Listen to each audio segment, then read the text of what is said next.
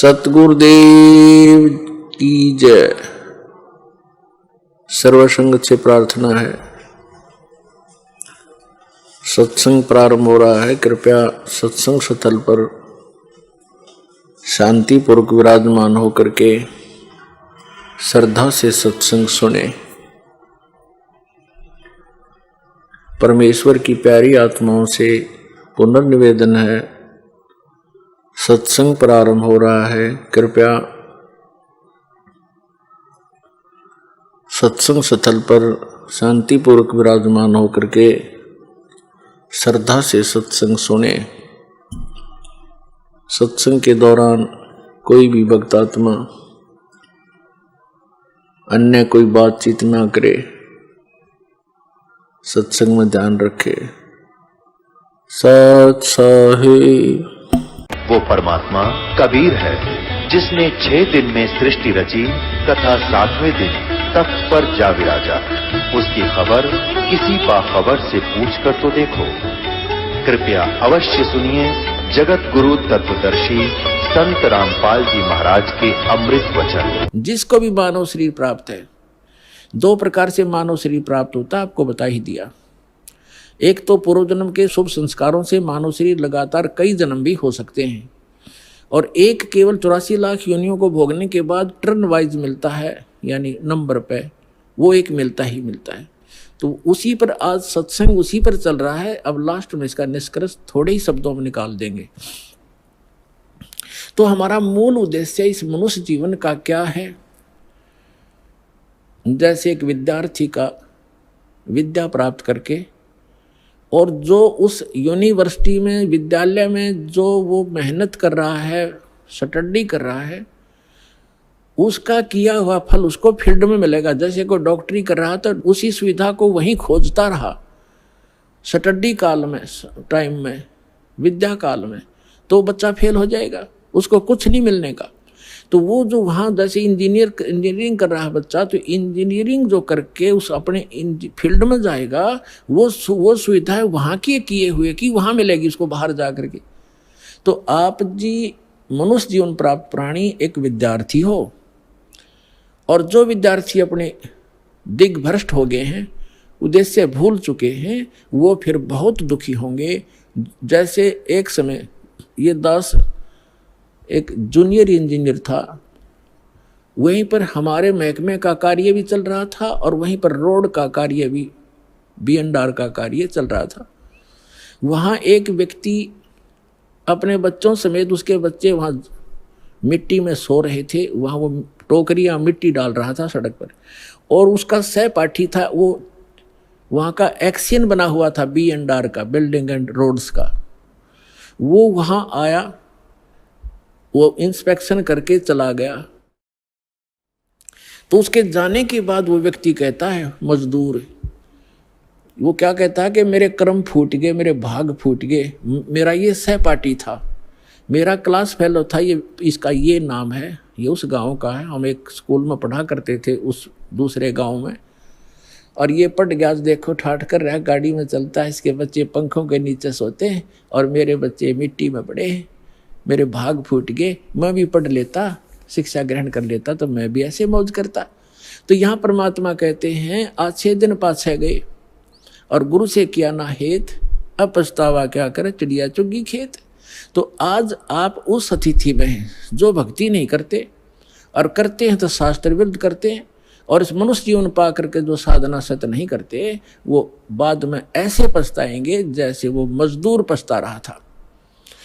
तो आप जी का जो यहाँ मूल कार्य है, मनुष्य जीवन प्राप्त प्राणी का पूरा सतगुरु प्राप्त करें और पूरा ज्ञान। अब पूरे गुरु का आपको पता नहीं था, आपको एक बालक को सभी पूरे नजर आते हैं, क्योंकि जो भी संत बना हुआ है उसने कुछ तो बाणी बुणी, कोई वेद मंत्र, कोई गीता मंत्र को कहीं ना कहीं से वो तो उसने कंठस्थ कर ही रखे हैं, और वो हमारे लिए बहुत भारी हो जाता है। जो लगातार संस्कृत बोल दे, को बड़ी बड़ी कथा सुना दे, हम न सोचे महापुरुष पढ़ा है तो बहुत गजब का। तो हमें ज्ञान नहीं था, तब हमें ज्ञान होगा। हमारे पास एक ISI मार्क का एक पैमाना होगा, फुट रूल होगा, हम तुरंत नाप लेंगे इसका साइज क्या है, हम उसको रिजेक्ट कर देंगे अगर हमारे वेदों से नहीं मिलता उसका ज्ञान, तो रिजेक्टेड है। तो मनुष्य जीवन प्राप्त प्राणी जो भक्ति नहीं करते और करते हैं शास्त्र विरुद्ध करते हैं, तो वो अपना जीवन नाश कर रहे हैं। जो विद्यार्थी और जो टीचर आउट ऑफ सिलेबस पढ़ाता है, पाठ्यक्रम से हटकर ज्ञान देता है, नावल सुनाता है, कोई फिल्मी स्टोरी सुनाता है, अपने जो पाठ्यक्रम से बाहर का जो ज्ञान है वो एग्जाम में काम नहीं आता। और एग्जाम में जो वही काम आएगा जिसने सिलेबस पढ़ रखा है, पाठ्यक्रम पढ़ा है। तो हमारा पाठ्यक्रम है 4 वेद, 18 पुराण और श्रीमद् भगवद गीता, कुरान और बाइबल। क्योंकि हम सभी मानव हैं, पूरे विश्व के हम एक ही परमात्मा के बच्चे हैं। जीव हमारी जाति है, मानव धर्म हमारा, हिंदू मुस्लिम सिख ईसाई कोई धर्म नहीं है न्यारा। हम केवल भगवान के लिए बंटते चले गए और भटकते चले गए। अब उसी परमात्मा ने आके हमें फिर इकट्ठा करने की चेष्टा की है। उस समय हम समझ नहीं सके क्योंकि हम अशिक्षित थे। अब हम शिक्षित हैं, सदग्रंथ हमारे पास हैं और तत्व ज्ञान दास को परमात्मा ने दे रखा है। ये आपके रूबरू कर दिया है। अब इसको आसानी से समझेंगे। अब जो प्रसंग चल रहा है, जिन महापुरुषों ने परमात्मा को देखा, उन्होंने बताया कि वो भगवान ऊपर रहता है, ऊपर, और वहां से चल कर आता है। हमें मिला, उसको मिला, ऐसे मिला, सारे प्रमाण है हमारे पास। अब वेद क्या बताते उस परमात्मा के बारे में, वो क्या लीला करता है?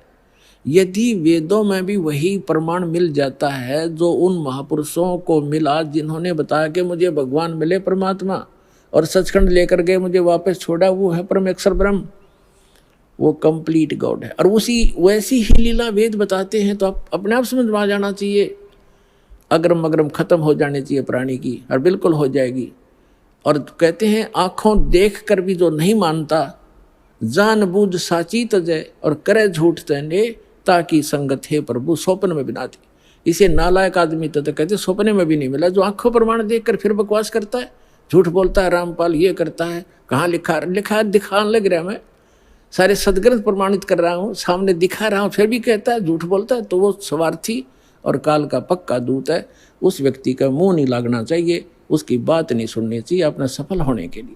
आप जी को इतना स्पष्ट हुआ कि परमात्मा जब शिशु रूप धारण करके आता है दूसरी सतिथि में, 3 प्रकार से हमारा धारण पोषण करता है, हमारा कल्याण करने के लिए 3 प्रकार के शरीर में वो लीला करता है। एक तो सतलोक में रहता है, वहाँ तो बहुत तेजों में शरीर है, वहाँ से हल्का तेजपन रूप बना करके, और दूसरे सतिथि में एक शिशु रूप धारण करके प्रत्येक युग में परमात्मा मिलते आते हैं, ऐसा लीला करते हैं। उनकी यही लीला, परवरिश की लीला कुंवारी गांव से ही होती है।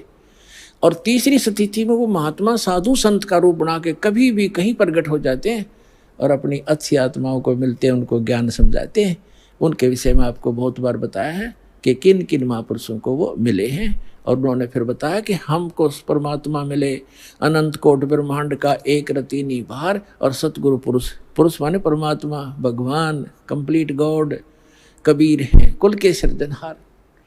अब वेद क्या बताते हैं परमात्मा की महिमा, क्योंकि परमेश्वर ने कहा कि वेद मेरा भेद है, मैं ना मिलूं वेदन के माही, और जौन वेद से मैं मिलूं वो वेद जानते नहीं, कि वेद मेरा भेद है। मेरी महिमा का गुणगान करता है वेद, लेकिन वेदों में वर्णित विधि से मैं मिल नहीं सकता, मेरी महिमा तो कंप्लीट है। लेकिन जिस वेद से, वेद माने ज्ञान से, तत्व ज्ञान से मैं मिलूं, वो ये 4 वेद जानते नहीं, इनमें वो ज्ञान नहीं है। उसका ज्ञान स्वयं ही परमात्मा ने आके बताया। अरिविश दास को भेज रखा है, लाभ उठाओ प्राणियों। ये देखो, अब आपको ऋग्वेद दिखाते हैं। ये है ऋग्वेद। ये कहाँ से प्रकाशित है? सार्वदेशिक कार्य प्रतिनिधि सभा, महर्षि दान भवन, रामलीला मैदान, नई दिल्ली से। ये कौन इसके भाषा, आर्य भाषा ये मुद्रक हैं। कमाल की बात है कि जो व्यक्ति परमात्मा को निराकार बताते हैं कि वेदों में निराकार लिखा, वो अनुवाद कर रहे हैं। कैसी अद्भुत लीला उस परम पिता की पुण्यात्माओं, आप पर रहम कर रखा है। यदि इन वेदों में ये ना लिख रखा होता, अनुवाद नहीं कर रखा होता इन्हीं के द्वारा, तो ये कभी भी आपको ऊपर नहीं आने देते कि रामपाल दास साची कह रहा है। लेकिन वो तो अन्य प्रमाण बहुत से देता दास, और भगवान जो लीला करता वो करके दिखाते, प्रमाणित हो जाता, लेकिन और ज़्यादा समय लग जाता। ये भ्रमित करने वालों का दाव लगा रहता। अब इनका दाव कति समाप्त हो गया। इन्होंने अपने कर कमल से अनुवाद कर रखा। अनुवाद सही है, उनकी सोच गलत है, उनका अनुभव गलत है। महर्षि दयानंद ने सत्यार्थ प्रकाश नामक एक पुस्तक का निर्माण किया है, रचना की है।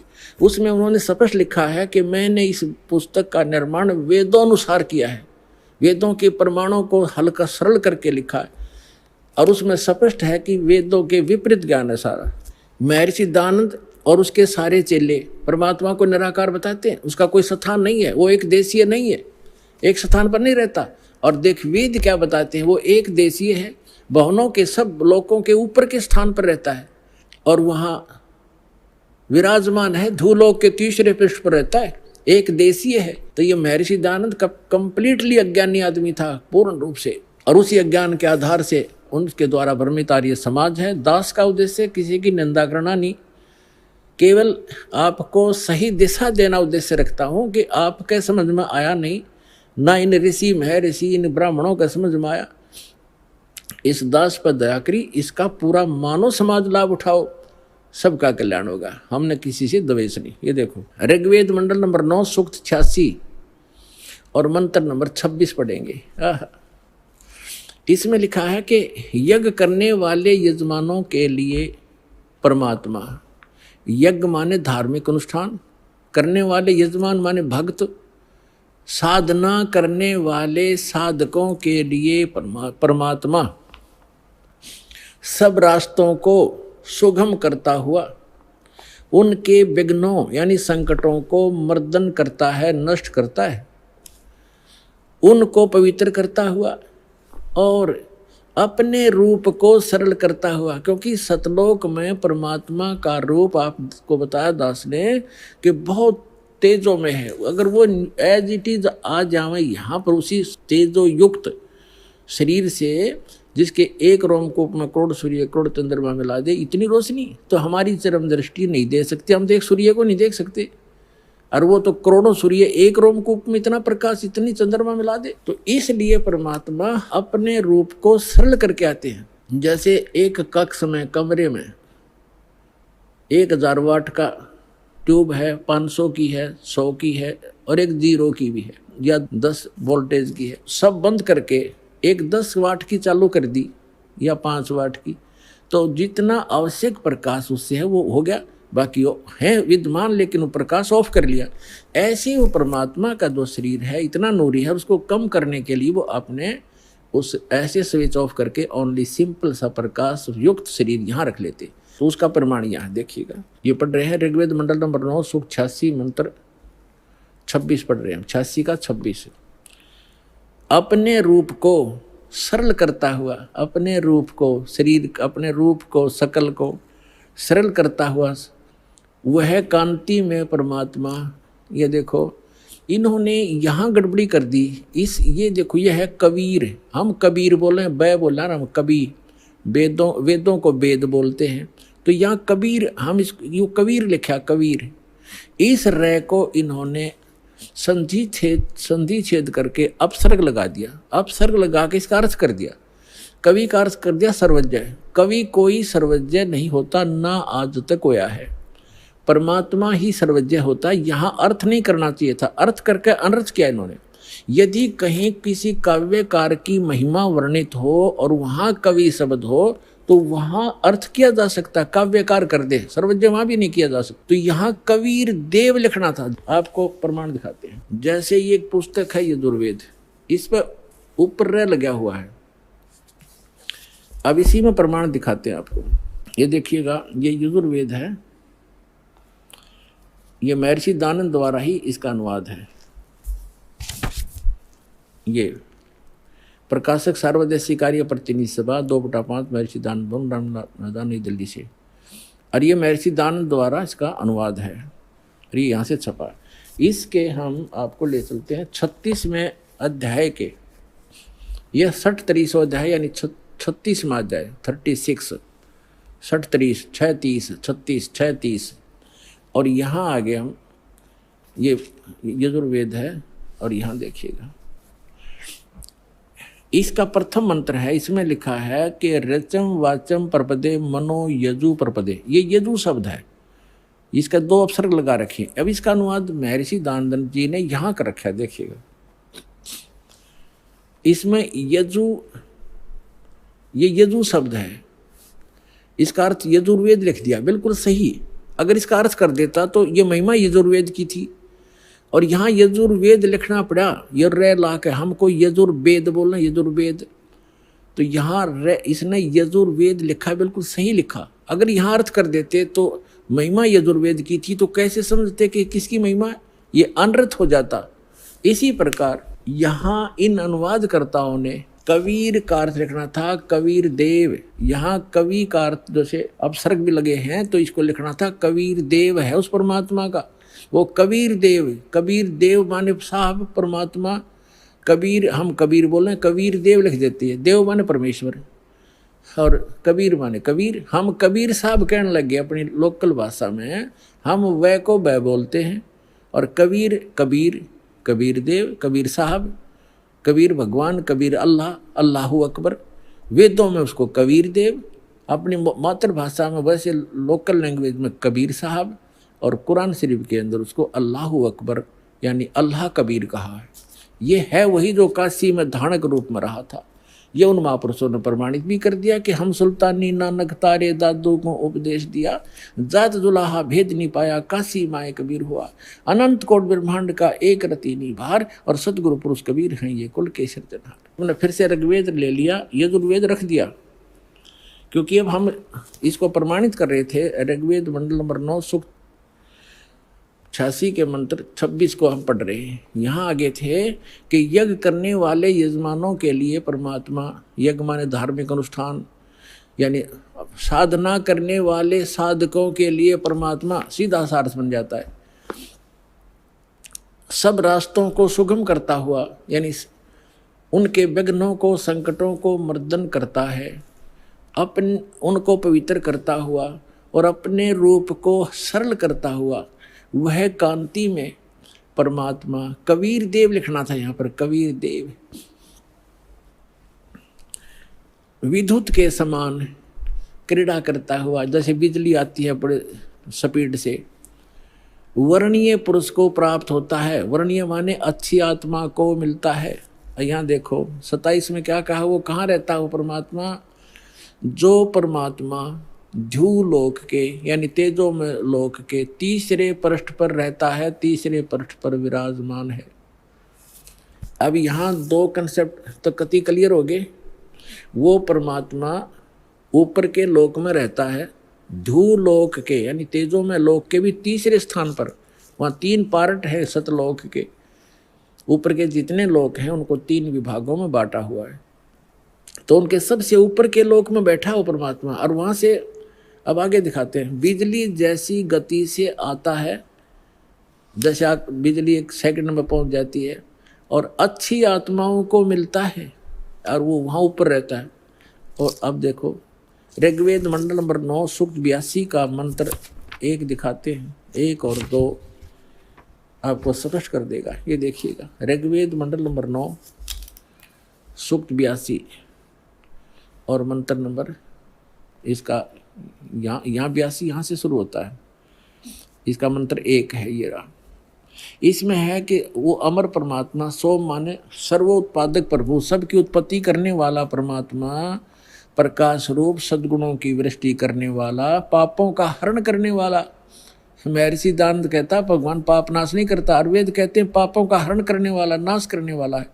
राजेव, राजा के समान, राजेव। ये देखना हम 269 पृष्ठ पर पढ़ रहे हैं, नहीं तो कहेंगे दूसरा पृष्ठ बदल गया होगा। अब 270 पे दिखाते हैं आप, ये 270 राजा के, तो उधर पढ़ दिया समान, राजा के समान दर्शनीय है, दसम देखण योगा है, राजा के समान है देखने में। पृथ्वी आदि लोक लोकांतरों के चारों ओर शब्दमान हो रहा है। वह वर्णीय पुरुष को, अच्छे आत्मा, अच्छे भगत को, अच्छे व्यक्ति को, जो दृढ़ भक्त है, जो पक्के भक्त है, उनको पवित्र करता हुआ प्राप्त होता है, उनको मिलता है। जिस प्रकार विद्युत आकाशीय बिजली सन्हे वाले स्थानों को आधार बनाकर प्राप्त होता है, जैसे पहले वर्षा के दिनों में हमारे घरों में एक कांसी धातु होती थी, कांसी, उसके थाली बेले गिलास कटोरे हुआ करते थे। और हमारी दादी जी कहा करती थी हमारी माताओं से, चाची ताइयों से, कि बाहर जो थाली रखी होती, बेले रखे होते कांसी के, कहा करती इनको अंदर रखो, क्योंकि कांसी की धातु पर, थाली पर बिजली गिर जाती है आकाश की, क्योंकि उसका अट्रैक्शन होता है। तो यहाँ यही कहा है, वेद बता रहे हैं कि वो परमात्मा अपने उन पुण्य आत्माओं को ऐसे आधार बनाकर प्राप्त होता है, उसका अट्रैक्शन होता है उन अच्छी आत्माओं, दृढ़ भक्तों में, जिस प्रकार आकाशीय बिजली धातु विशेष पर अट्रैक्ट होकर उसी पर आधार बनाकर आती है। बता के कसर छोड़ दी, क्या कमी छोड़ दी वेद ने बताने में। अब आगे देखो, ऋग्वेद मंडल नंबर 9 सूक्त 82 का मंत्र नंबर 1 आपने पढ़ लिया। अब दो में क्या बताया है, किस लिए आता है वो। हे परमात्मन, उपदेश करने की इच्छा से आप, ओहो, यानी ज्ञान देने के लिए, यथार्थ ज्ञान देने की इच्छा से आप महापुरुषों को प्राप्त होते हैं। हो गया स्पष्ट कि जैसे आकाशीय बिजली आती है, गतिशील होकर के यहाँ आते आप। और देखो ऋग्वेद मंडल नंबर 9 सूक्त 82 का मंत्र नंबर 3 में क्या कहा है, पवित्र यज्ञों में रक्षा से आप प्राप्त होते हैं, पृथ्वी आदि लोकांतरों में गति करते हुए, सर्वव्यापक नहीं, आप है, गति करते हुए, ये गलत लिखा है, इन अपनी सोच थोड़ी अड़ाई है। आप माने आप स्वयं गतिशील होकर विराजमान होते हैं। आप स्वयं गतिशील होकर वहां से चल कर आते हो, ऊपर धूलोक के तीसरे पृष्ठ में रहते हैं, वहां से गतिशील होकर के आप हमारे यहाँ पर आते हो, अच्छी आत्माओं को मिलते हो। अब और ऋग्वेद मंडल नंबर 9 और सूक्त नंबर 54 का मंत्र नंबर 3 दिखाते हैं, देखिएगा। ऋग्वेद मंडल नंबर 9 सूक्त 54 का और मंत्र नंबर 3, इसमें लिखा है कि सूर्य के समान जगत प्रेरक वह यह परमात्मा सोम स्वभाव वाला और जगत प्रकाशक है, और सब लोकों को पवित्र करता हुआ भुवनो ऊपरी तिष्ठति, भुवनो ऊपरी तिष्ठति, संपूर्ण ब्रह्मांडों के ऊर्ध्व भाग, ऊपर के भाग में भी नहीं, वहाँ वर्तमान है, वहाँ रहता है, भी तो इसका आता ही नहीं, वहाँ रहता है अपना आत्माओं। ऋग्वेद मंडल नंबर 9 सूक्त 20 और मंत्र नंबर 1 में क्या बताया है, ऋग्वेद मंडल नंबर 9 सूक्त 20 मंत्र 1 में, यो 20 मंत्र 1 में, वह परमात्मा, यहाँ लिखना कबीर देव, ये कवि नहीं, ये कबीर देव, ये ऊपर लिखा कबीर देव, इस रे को इन्होंने यहाँ कबीर लिखना था, कबीर देव, वो कबीर परमेश्वर मेधावी, यहाँ लिखना कबीर परमेश्वर है, वह परमात्मा कबीर देव है, कबीर परमात्मा वह कबीर देव है जो सबका रक्षक है, विद्वानों की तृप्ति के लिए ज्ञान को देता है। विद्वान यानी वही आकर के वो ऐसा ज्ञान देता जिससे बुद्धिमान लोग तृप्त होते हैं, संतुष्ट होते हैं, और सहनशील है, संपूर्ण दुष्टों को संग्रामों में यानी ज्ञान के युद्ध में तिरस्कृत करता है, सबको पराजित कर देता है अपने तत्व ज्ञान से। अब आज इतना ही इन सदग्रंथों से हमने लेना था। अब दास सुनाएगा। आज का जो सत्संग सुनाना चाह रहा था दास, अब शुरू कर रहा हूँ उसको, लेकिन समय थोड़ा है इसलिए संक्षिप्त में बताऊंगा। अब 2 प्रकार से मानव शरीर प्राप्त होता है, और दूसरा ये था कि सत्संग केवल परमात्मा ही आकर बताते हैं, यथार्थ ज्ञान स्वयं भगवान बताते हैं। तो वो परमात्मा 600 वर्ष पहले आए थे, उन्होंने यथार्थ ज्ञान दिया, और वो अच्छी आत्माओं को मिलते हैं और उनको फिर यथार्थ ज्ञान से परिचित कराते हैं। उसके लिए परमेश्वर ने स्वयं कहा है, चारों युग में मेरे संत पुकारे, कोक कहा हम हेल रे, हीरे माणक मोती बरसे, ये जग चुगता ढेल रे। चारों युग में मेरे संतों ने आवाज लगा लगा कर, हेला दे कर, आवाज ऊंचे स्वर में गूंज गूंज कर बोला है। और हमने भी चारों युग में मेरे संत पुकारे, मेरे संत जो मुझसे परिचित हुए और कूक कहा हम हेल रे। हमने सब जगह आवाज लगा लगा कर ढोल के डंके पर कहा कि तुम साधना गलत कर रहे हो, तुम अपने ग्रंथों से परिचित नहीं हो बच्चों। हम जो ज्ञान दे रहे हैं ये मोक्षदायक है, तुम्हारा पाप नाश करेगा, तुम्हें सुख देगा। तो जो यथार्थ भक्ति मार्ग रूपी हीरे मोती लाल वो तुमने स्वीकार नहीं किए, और आन उपासना शास्त्र विधि त्याग कर मनमानी पूजा करके वो कंकर पत्थर इकट्ठे कर लिए जो जिनकी कोई कीमत आगे नहीं मिलनी आपको। तो यहां बताते हैं चारों युग में संत पुकारे, कूक कहा हम हेल रे। और ये सत साधना मोक्षदायक ज्ञान और भक्ति रूपी हीरे माणक मोती बरसें, ये जग चुगता ढेर रे। हमरा ज्ञान किन्हें ना सुनिया, और पर भी लेन जात है दुनिया। हमारा ज्ञान कोई सुनता नहीं, और वहाँ पर भी में नहाने जाते हैं उस तालाब में जहाँ इन शास्त्र विरुद्ध ज्ञान देने वाले साधकों ने संतों ने मिसगाइड किया हुआ है। वहाँ कुंभ का मेला लगेगा, उस तालाब में नहाने से मोक्ष हो जाएगा। आपसे पहले तो कछुए मछलियाँ मेंढक रहते हैं, वो मुक्त हो जाते हैं, आपसे पहले उसके अंदर ही पड़े हैं वो। अरे बोले आदमियों, है कहीं गीता जी में लिखा कहीं पर ये जा करके पर भी लेकर आओ, या कोई अन्य मंत्र जाप करो, या श्राद्ध निकालो। बल्कि मना किया है श्रीमद् भगवद गीता में 9वें अध्याय के 25वें श्लोक में कहा है कि जो भूत पूजते हैं वो भूत बनते हैं, जो देवों की पूजा करते हैं देवलोक में जा करके उनके नौकर लगते हैं, वहाँ चले जाते हैं, और जो पितर पूजते हैं वो पितर लोक में चले जाते हैं, और मेरे पूजने वाले मुझे प्राप्त होते हैं, यानी ब्रह्मलोक में चले जाते हैं। और फिर वो 18वें अध्याय के 62वें श्लोक में कहता है कि उस परमात्मा की शरण में जा जहाँ जिसकी कृपा से तू परम शांति को सनातन परम धाम को प्राप्त होगा। तो कहीं पर भी पूरी श्रीमद् भगवद गीता में ना कोई तीर्थ, ना व्रत, और ना ही किसी अन्य उपासना का प्रमाण है। तो हमने शास्त्र विधि अनुसार साधना करनी है जो हमारे सदग्रंथ बताते हैं। सदग्रंथों में आपको पहले भी बता दिया कि जो वेद हैं, चारों वेद ये गॉड गिवन है, लेकिन 5वां वेद गुप्त था, इसने छुपा दिया। उसमें कंप्लीट कोर्स था, पूरा मोक्ष मार्ग था, पूरा ज्ञान था, वो नहीं रखा। तो परमात्मा स्वयं आकर वो ज्ञान देते हैं।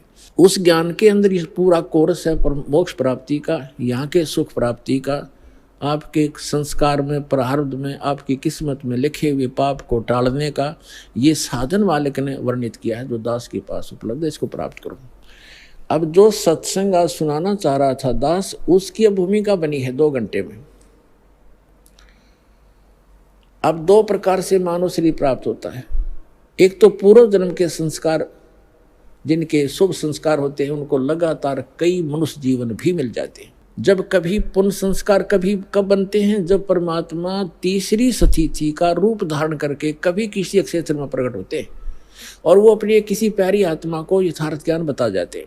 उसके कारण फिर आसपास के क्षेत्र में वो ज्ञान कुछ समय तक ठीक चलता है। तो वो पुण्य आत्माएं भक्ति से युक्त हो जाते हैं, और फिर वो लगातार कई जन्म भी प्राप्त कर लेते हैं। उन जन्मों में यदि संत नहीं मिला पूर्ण, तो वो पूर्व जन्म की अपनी जो किस्मत की जो भक्ति कमाई है उसका नाश करके चले जाते हैं। उनको सुख तो होता है पहले जन्म की कमाई से, और वो सोच रहे हैं कि हम जो साधना करें इसी से सुखी है। तो ये भ्रमणा उनको बनी रहती है। तो जितने आज दास देख रहा है, राधा स्वामी, धन धन सतगुरु, जय गुरुदेव, आसाराम, सुधांशु जी, ये जितने भी कृपालु, ये क्या नाम है, कुमार स्वामी, जो 10-10, 15-15, 20-20, 30-30, 40-40 वर्ष से इनके पास रहे, जब तक इनके पुण्य पुछले पूर्व जन्म के चले तो ये सुखी नजर आवे थे, साधना वो गलत कर ही रहे थे। अब उनकी ऐसी दुर्गति हो रही है, रो रो कर आ रहे हैं। ये सतपाल जी के पुजारी और ये बालयोगेश्वर के पुजारी, अंसा देश वाले, अब ये रोते हैं आकर के। एक अध्यापक कहता मैं पेशे से अध्यापक हूँ और मेरा इकलौता पुत्र था, मैं सतपाल का चेला था, 40 वर्ष से वहाँ लगा हुआ था। इकलौता पुत्र की मृत्यु होगी और उस दिन से टक्कर मार के रो रहा हूँ। आपका ज्ञान सुना, नास्तिक हो गया था, विश्वास उठ गया था भगवान से। आपका ज्ञान सुना, सत्संग सुना, फिर एक किरण फिर से जागी है कि है भगवान कहीं पर। हम साधना गलत करके दुखी हो गए। जब तक हमारे पुण्य चले हम सुख महसूस करते रहे, और जब हमारे ऊपर पापों का दौर शुरू हुआ उस साधना ने कोई प्रोटेक्शन नहीं किया। तो पुण्यात्मा सभी ऐसे भ्रमित हैं। तो जो मानव शरीर प्राप्त प्राणी है वो दो प्रकार से हैं। एक तो ऐसे आपको बता दिया, तो वो भटकते रहते हैं भगवान के लिए, कहीं ना कहीं वो बैठ ही नहीं सकते। तो अब आपका जो जन्म है मनुष्य जीवन का ऐसे समय में हो गया, यदि अब जन्म ना होता तो पहले की तरह आप भी भटक कर चले जाते। आज से 10 वर्ष पहले कोई मर गया तो वो गया अपना जीवन नष्ट करके। तो आपका जो मनुष्य जीवन हुआ है, धन्य आपके माता पिता जिनसे जन्म हुआ है। आप तो भक्ति पर लगे लगाए हो, आपको तो बहुत थोड़े से समय में समझाया जा सकता है। और दूसरी प्रकार के जो 84 लाख योनियां भोग करके मानव शरीर प्राप्त किए हुए हैं, तो वो क्या करते हैं, उनको आप कितना ही कोशिश करो, वो ठीक है परिश्रमी भी होते हैं, क्योंकि पहले पशु पक्षी बनकर सारा दिन परिश्रम में लगे रहते थे रोजी रोटी के लिए। एक चींटी है सारा दिन एक कण की आवश्यकता पता नहीं कितने चक्कर काटती है एक कण के लिए, एक पल की चैन नहीं। तो उनका स्वभाव ये होता है कि माया के लिए संघर्षशील रहते हैं, भक्ति के लिए कहते हैं तो कहते हैं मुझे समय नहीं, और भक्ति सुनाना चाहते हैं तो उनके गले उतरती नहीं, उठकर चले जाते हैं। तो क्या बताते हैं कबीर साहब, कहते हैं कबीर पिछले पाप से हरि चर्चा ना भावे ना सुहावे, कहूंगे कह उठ चले ना और बात चलावे। जो पूर्व जन्म के संस्कारी प्राणी नहीं होते हैं या जिनके पाप कर्म अधिक बढ़े हुए होते हैं, उनके सामने सत्संग की चर्चा की जाती है भगवान की, तो उसके 3 लक्षण हैं। जो भक्तिहीन कर्महीन प्राणी होता है, कबीर साहब कहते हैं कबीर पिछले पाप से हरि चर्चा ना सुहावे, और कहूंगे चर्चा चलते लटके लेगा, और ना कोई और चर्चा शुरू कर देगा। अच्छा सुन, एक बात सुन मेरी, वो फलाना काम ऐसे था, वो जैसे आप कोशिश करते हो कोई रिश्तेदार भाई बहन मित्र को चर्चा सुनाते हो, 2 सेकंड सुनता है, फिर वो ध्यान ऐसे ऐसे रहता, ऐसा है ना वो एक काम जो आप वो ऐसे हो गया उसको ऐसे हो गया, आपको भी डिस्टर्ब कर देगा, आप बताना चाहते हो। और तीसरा कहते हैं फिर मुझे काम याद आ गया, फिर मिलूंगा, उठ कर चल जाएगा। कबीर भगवान बताते हैं कि कबीर पिछले पाप थे जिनके पाप घने बढ़ गए, हरि चर्चा ना सुहावे, अच्छी नहीं लगेगी, और कहूंगे कह उठ चले ना और बात बनावे। तो ये उस व्यक्ति के लक्षण हैं जो पिछले जन्म के पापों से ज्यादा ग्रस्त है। सीधा ही वो 84 लाख प्रकार के प्राणियों से, पशु पक्षियों की योनि से प्राप्त सीधा मनुष्य जीवन प्राप्त किया है। तो उसके अंदर भक्ति प्रवेश करना बड़ा कठिन होता है, लेकिन हो जाती है। उसको थोड़ा ज़्यादा समय लगेगा इस ज्ञान को समझने में, और शुरुआत एक बार हो जाती है, धीरे धीरे किसी ना किसी जन्म में तो वो हो ही जाती है। एक कागभूषण नाम के, अपने पुराणों में भी इसका प्रमाण आता है, कागभूषण नाम के एक महापुरुष हुए हैं, और एक गरुड़ जी जो श्री विष्णु जी के वाहन माने जाते हैं। इन दोनों की एक बार आपस में चर्चा हुई। कागभूषण कैसे हैं, उनका बाकी का शरीर मनुष्य सदृश है, लेकिन चोंच और ऊपर का हिस्सा जो मुंह है वो कौवे का है, उसको कागभूषण कहते हैं। इन दोनों की आपस में एक बार चर्चा हुई। कागभूषण से गरुड़ जी ने पूछा, हे भूषण जी, आपके पास बैठने से मुझे बहुत शांति मिलती है। आपने यानी ये भक्ति विधि और ये अमरत्व, क्योंकि कागभूषण जी की काफ़ी लंबी आयु हो गई है, काफ़ी प्रलय उसके सामने हो चुकी हैं, अभी भी वो विद्यमान है। तो उसके लिए पूछा कि आपको ये कैसे प्राप्त हुई।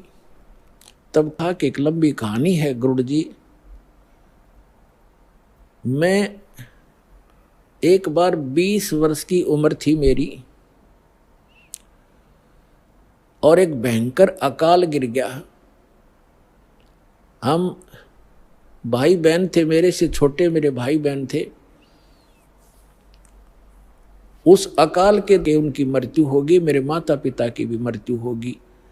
वो भी भूख सहन नहीं कर सके। मैं युवा था, जिस कारण से मैं उस अकाल को झेल कर माता पिता और परिवार के नाश होने के बाद उस क्षेत्र को छोड़कर मैं अवंतिका नगरी में चला गया। वहाँ अकाल नहीं था।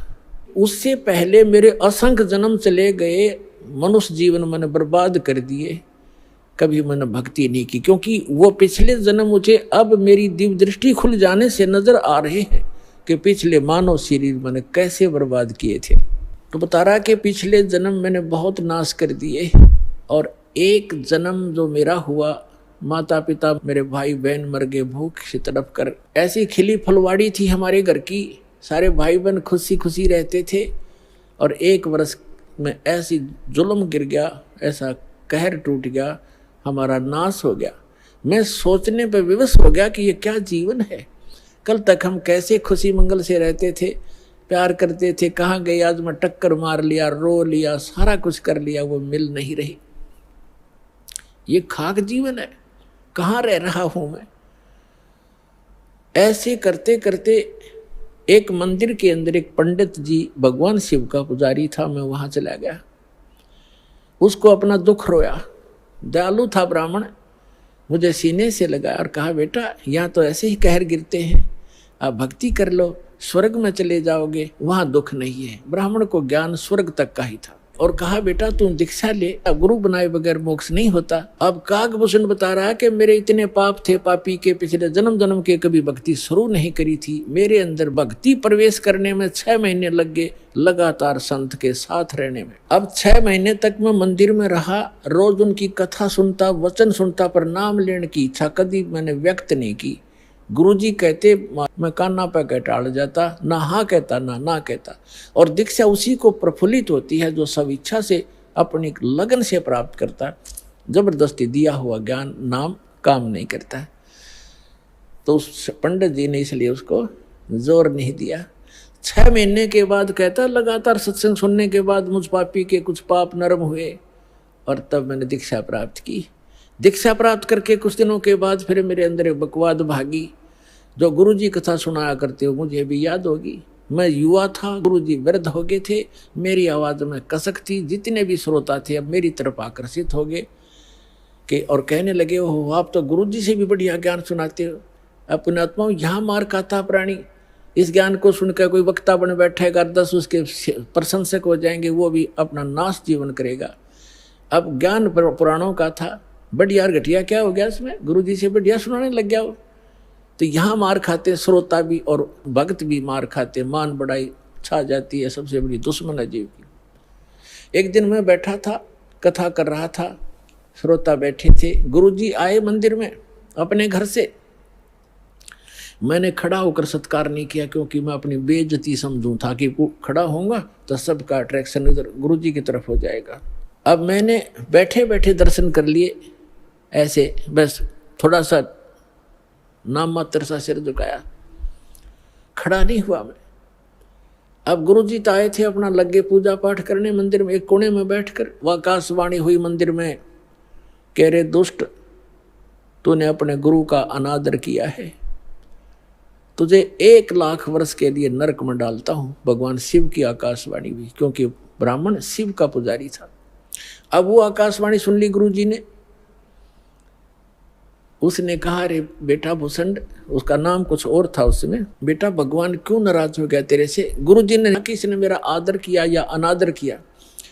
संत के विषय में एक वाणी कही है गरीबदास साहिब जी ने कि आदर अनादर करो क्यों ना कोई, मम संत शरण जगत जान छोई। अब संत ये नहीं देखते आदर अनादर को, लेकिन शिष्य को हानि घनी हो जाती है जो आदर नहीं करता, नियमित नहीं रहता।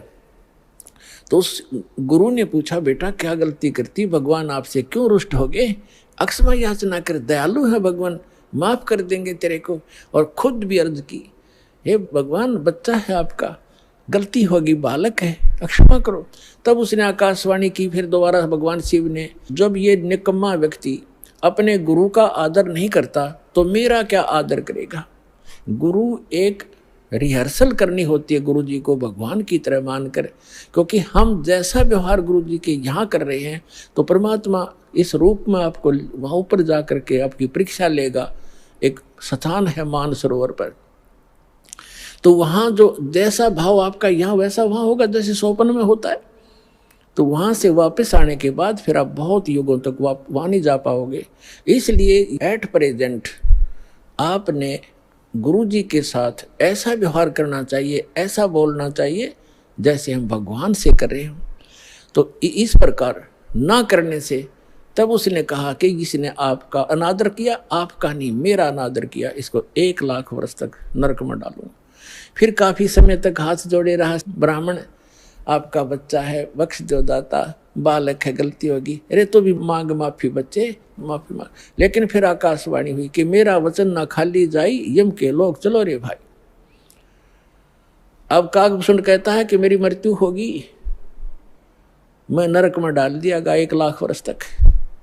लेकिन थोड़ी बहुत जो कलम चढ़ी थी, थोड़ी बहुत भक्ति प्रारंभ की थी प्राथमिक, उसका लाभ मिला अगले जन्म में वाद विवाद कर दिया। उसने मुझे श्राप दे दिया, अरे चंडाल तो चंडाल के घर जन्म हो तेरा, वाद विवाद करता है।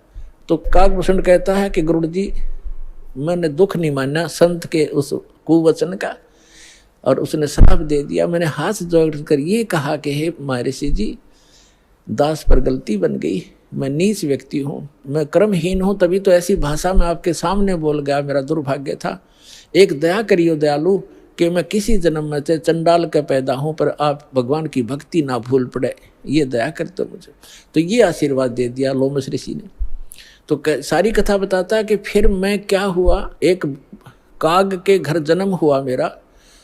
जैसे ब्रह्मा जी हैं, इनका हंस वाहन है, और हंस के साथ एक हंसनी कंपलसरी होती है। तो ब्रह्मा की जो पत्नी सावित्री है, वो हंसनी जब ऋतु पर आई, यानी गर्भवती होने की स्थिति में आई ऋतु पर, तो काग चंड के पास ले गई, कौवा के देवलोक में। उससे मिलन होने से कागभूषण की उत्पत्ति हुई। शेष शरीर मनुष्य जैसा है, ऊपर का मुंह और चोंच कौवे जैसी है। तो वो अब उसने फिर क्या मिला, जब वो कागभूषण के रूप में जन्मा, तब कहते हैं मुझे जोगजीत नाम के एक महापुरुष आकर मिले। वो परमात्मा जैसे दास ने आप पूरे सत्संग में ये निर्णय किया कि वो परमात्मा स्वयं आकर अच्छी आत्माओं को यथार्थ ज्ञान देता है। तब उसने बताया कि मुझे जोगजीत नाम के एक संत मिले, जिन्होंने मुझे उस परमात्म तत्व का ज्ञान दिया। उन्होंने मुझे ऐसा मंत्र दिया जिससे मेरी यह स्थिति हुई कि मेरा बहुत युगों तक अमर शरीर होगा। अब कागभूषण की भी मृत्यु होगी, क्योंकि अब ये समय है, इस समय में जब कागभूषण का जन्म होता तो मोक्ष हो सके था। अब जो प्रसंग आज का चल रहा है कि 2 प्रकार से मानव शरीर प्राप्त है।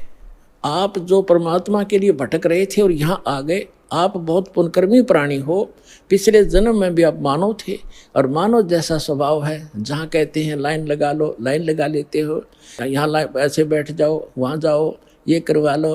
तो क्योंकि आप सभ्य हो, और ऐसे व्यक्तियों को शीघ्र ही ज्ञान प्राप्त हो जाता है, शीघ्र ही ढल जाते हैं जैसे संत ढालना चाहता है। आपके मैल घड़े नहीं थे, और जो मैला कपड़ा ज़्यादा होता है धोबी को, उसको ज़्यादा प्रयत्न करना पड़ता है, साफ वो भी हो जाएगा। तो इस प्रकार स्थिति है। जो दूसरी टाइप के व्यक्ति हैं उनके ऊपर भी रजा होगी, क्योंकि जगह जगह भगवान की चर्चा चल रही है, टीवी चल रहे हैं, एक ही घर में 4 सदस्य हैं, 3 ने नाम ले लिया, एक सुनता भी नहीं, तो वो मनुष्य योनि से आया हुआ प्राणी नहीं है, को पूर्व संस्कार से जुड़ गया। लेकिन धीरे धीरे जब सारे परिवार लग रहा है, परमात्मा की वाणी चलती है, उस पर उस वाणी का भी असर होगा, और आज पूरा विश्व परमात्मा के चरणों में एक बार आएगा और सबका कल्याण होगा, चाहे किसी प्रकार जन्म हुआ हो। बोलो सतगुरुदेव।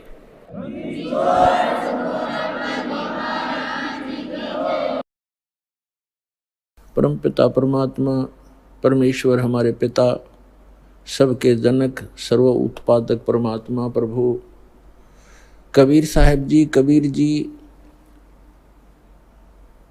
ये परम अक्षर ब्रह्म है, सारी सृष्टि के रचनहार हैं। और पुण्यात्माओं आपके ऊपर रहम किया उस दीनदयाल ने, आपको ये तत्व ज्ञान समझाया, आप तक पहुंचाया। आप तक ये तत्व ज्ञान पहुंचाने के लिए उस परमेश्वर ने कितने कितने कष्ट उठाए।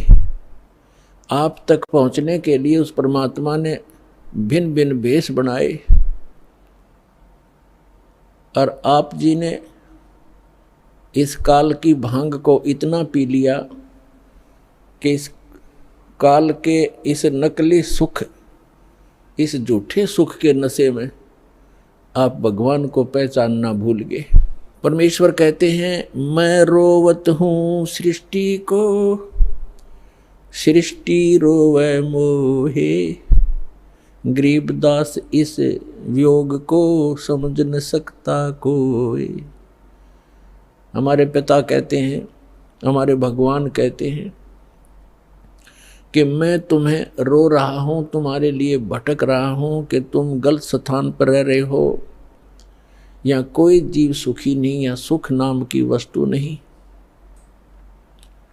और आप यहाँ सुख खोज रहे हो और सुख देने वाले उस भगवान की खोज कर रहे हो, उसके लिए रो रहे हो, तड़फ रहे हो। मैं तुम्हारे लिए रो रहा हूँ कि मैं हूँ वो परमात्मा, मैं तुम्हारा जनक हूँ, मैं तुम्हारा पिता हूँ। आप जी ने ये गलती की जिस कारण से आप इस काल कसाई के यहाँ फंस गए हो। किसी का बेटा मार रहा है, किसी की बेटी मार दी, कोई किसी का जमाई मर गया, किसी के कैंसर होगी, किसी की टांग कट गई, किसी को कैंसर है, कोई कोड से भुगत रहा है, और शेष बचे हुए ये सोचते हैं कि हम ठीक हैं। यदि आप रोग रहित हैं, कल मृत्यु होगी, फिर गधे बन जाओगे, तो क्या खाक ठीक हो आप? इसलिए परमात्मा याद दिलाते हैं, कबीर ये माया अटपटी, सब गट आण अड़ी, किस किस को समझाऊं, या कुएं भांग पड़ी। परमात्मा कहते हैं किस किस को समझाऊं। इस काल भगवान ने इस नकली सुख की एक कुएं के अंदर जैसे 1, 2, 3 क्विंटल भांग घोल कर डाल दे कोई, उस कुएं का जल चाहे 1000 व्यक्ति पी ले, और पीने के उपरांत उनकी एक जैसी गतिविधि, एक जैसी भाषा, एक जैसी चाल हो जाती है, क्योंकि सबको वो नशा हो चुका है। तो इस काल भगवान ने इस त्रिगुणमयी माया की इतनी मात्रा डाल रखी है आपके अंदर कि आपको इतना नशा हो गया इसका। जैसे किसी के पास बढ़िया मकान, कोठी हो जाती है, कार हो जाती है, उसको नशा है वो, और वो फूला नहीं समाता, और वो भूल जाता है बालक कल मृत्यु हो जाएगी, ये कार कोठी तेरे साथ नहीं जाएंगी, यहाँ बुद्धि क्यों नहीं आती आपकी। परमात्मा हमें याद दिलाना चाहते हैं कि इन सुखों को जहां आप यहाँ खोज रहे हो, आपको सतलोक में मिलेंगे। यहाँ तो आपने जो कार भी व्यवस्था कर ली, 36 पंगे पाक है, फिर उसमें कोई इंजन में गड़बड़ है, कोई पेट्रोल डलवाना, जेब देखनी पड़े। सतलोक में चलो आपको विमान मिलेंगे, विमान मिलेंगे, और आपकी मन से जहाँ चाहोगे 1 सेकंड में उड़कर आप पूरा परिवार बैठकर कहीं घूम सकते हो। कोई पैसा नहीं लगेगा, आपको सब वस्तु मुफ्त मिलेंगी, सब सुख होगा, आपकी कभी मृत्यु नहीं होगी। आपका ऐसा ही परिवार वहाँ सतलोक के अंदर होगा। अभी तक ये मूर्ख बनाया करते थे नकली संत कि वहाँ प्रकाश ही प्रकाश है, चेतन ही चेतन है, आत्मा उसमें जाकर ऐसे मिल जाती है जैसे बूंद समंदर में। फिर खा क्या करेंगे वहाँ जा करके, इससे यही दुख सुख यही ठीक है। तो उनको अकल थी नहीं, ज्ञान था नहीं, उनका सवन भाव नहीं था, क्योंकि उनकी साधना गलत थी, उनका ज्ञान गलत था। वो काल प्रेरित थे, काल के भेजे आए हुए हैं। तो परमात्मा हमें याद दिलाते हैं कि इस झूठे सुख को सुख कहे ये मान रहा मनमोद, ये सकल चबीना काल का, कुछ मुख में कुछ गोद। अपने आत्मा आप देख रहे हो कहीं पर भूकंप आ जाता है, हजारों लाखों की संख्या में मानव मर जाते हैं, अन्य प्राणियों की तो गिनती ही नहीं। कहीं पर फ्लड आ जाती है, गांव के गांव बह जाते हैं, हजारों की संख्या में व्यक्ति मारे जाते हैं, और वो उन मकानों को, उन वहाँ के सांसारिक सुखों को जोड़ने में सारा जीवन लगाते हैं। उनका दृष्टिकोण सिर्फ उन्हीं पर केंद्रित रहता है कि कोठी बना लूँ, कार बना लूँ, एक प्लाट और ले लूँ, 2 कोठी और बना दूँ, एक बैंक बैलेंस बना दूँ, एक फैक्ट्री लगा लूँ। उद्देश्य मनी मेक ही रहता है। परमात्मा कहते हैं तो बच्चों वाले खेल खेल रहे तुम, आप जी को ज्ञान नहीं है इसलिए यहाँ डले ढोरे हो। 1 सेकंड का पता नहीं क्या बिजली गिर जा और फिर आप यहीं स्थिर होना चाहते हो ऐसे गंदे लोक में। तो तत्व ज्ञान का अभाव है। जब आपको तत्व ज्ञान होगा, आपके मन की व्यवस्था ही अलग हो जाएगी। जब आपको तत्व ज्ञान होगा, आपके मन की स्थिति बदल जाएगी, आपका उद्देश्य बदल जाएगा। परमात्मा हमें आखिरी याद दिलाते हैं, आप जी विचार कीजिए कि आपकी मृत्यु तो होगी होगी, चाहे यहाँ कोई पूरी पृथ्वी का राजा है और चाहे अमीर या गरीब है, कोई भी व्यक्ति है, आपकी मृत्यु होगी। और आपने जो कुछ भी सारे जीवन में संग्रह किया वो आपके साथ नहीं जाएगा। ये तो यूनिवर्सल ट्रूथ है, आपको सबको मालूम है। और पुण्यात्माओं, ठीक है, आपके पूर्वजन्म के पुण्य हैं, आपको जो भी वस्तु उपलब्ध है इसको ये समझ लो कि आपकी नहीं है। आप एक रेस्टोरेंट में रह रहे हो। अब जैसे अच्छे पूंजी वाले व्यक्ति, सेठ धनी व्यक्ति अच्छे रेस्टोरेंट में जाकर के अपना 1, 2, 3, 4 जैसा भी वो वहाँ दिन रात व्यतीत करना चाहते हैं, तो उनके पास पैसा घना है, तो वे हाई क्लास के, हाई क्वालिटी के रेस्टोरेंट के अंदर रह रहे हैं। वहाँ सुविधाएं अच्छी हैं, सोफ़ा सेट हैं, बढ़िया पलंग हैं, टीवी रखे हैं, सारी व्यवस्था है वहाँ पर। बैल बजा दी, बैरा आ गया, जो वस्तु मांगी उपलब्ध होगी खाने और पीने की। और एक गरीब व्यक्ति जाके एक सिंपल होटल में रुका है जिसमें एक तख्त पड़ा है और सिंपल आहार है, थोड़ा खर्चा है उसका। तो ऐसा ही समझ लो आप, जो गरीब है वो एक सिंपल होटल में रह रहा है, अमीर है वो बड़े होटल में रह रहा है, लेकिन वस्तु किसी की नहीं। वहाँ पर होटल में गए व्यक्ति को पता होता है कि यहाँ तेरी वस्तु कोई नहीं है, इनको प्रयोग कर सकता है, वो भी अपने खर्चे से। तो इस काल भगवान का ये होटल है फॉर एग्जाम्पल। और इसमें आपके पुण्यों के कारण आप सुविधा जो आपको है वो आपके पूर्वजन्म की पूंजी से है, जेब आपकी ही खर्च हो रही है, जो सुविधाएं आपको उपलब्ध हैं आपके पुण्य क्षीण हो रही है। और गरीब व्यक्ति है वो समझ ले सिंपल होटल में रह रहा है, कोई झोंपड़ी में है चाहे सिंपल मकान में रह रहा है, तो वो भी एक होटल में ही है। एक दिन दोनों ने ही जाना है और दोनों ने वो सब वस्तुएं यही छोड़ जाना है। अब जाना कहाँ है? स्वदेश को जाना है। होटल में व्यक्ति वही रहता है जो विदेश गया हुआ है, अपने घर से बाहर है। आज तक आपको यही नहीं मालूम कि हम इस होटल को छोड़कर प्रस्थान कहाँ करेंगे। आपको तो जबरदस्ती जब आपकी पूंजी समाप्त हो जाती है, आपका समय समाप्त हो जाता है, उस होटल से पकड़ कर बाहर फेंक दिया जाता है सड़क पे, आप कहीं जाओ। जब हम घर से बाहर चलते हैं वैसे किसी काम कार्यवश, तो जाने से पहले हम वहाँ कहाँ रुकेंगे, रात्रि हम कैसे व्यतीत करेंगे, उसकी व्यवस्था पहले करके जाते हैं। और संसार छोड़ के जाने वाला व्यक्ति कभी सोचता भी नहीं कि मृत्यु के बाद मैं कहाँ जाऊँगा। तो वो ज्ञान अब आपको प्राप्त हो रहा है कि आप ये साधना करोगे और आप इन होटलों में रहो जैसे जिसकी व्यवस्था है, ठीक है, धनी है अपनी उस सुविधा को प्राप्त करो, निर्धन है अपने उन मकानों में गुजर करो। और दोनों ही 2 रोटी खाते हैं, एक गरीब भी और सेठ भी। और एक चारपाई पर ही सोते हैं, 3-3 4-4 पर सेठ नहीं सो सकता।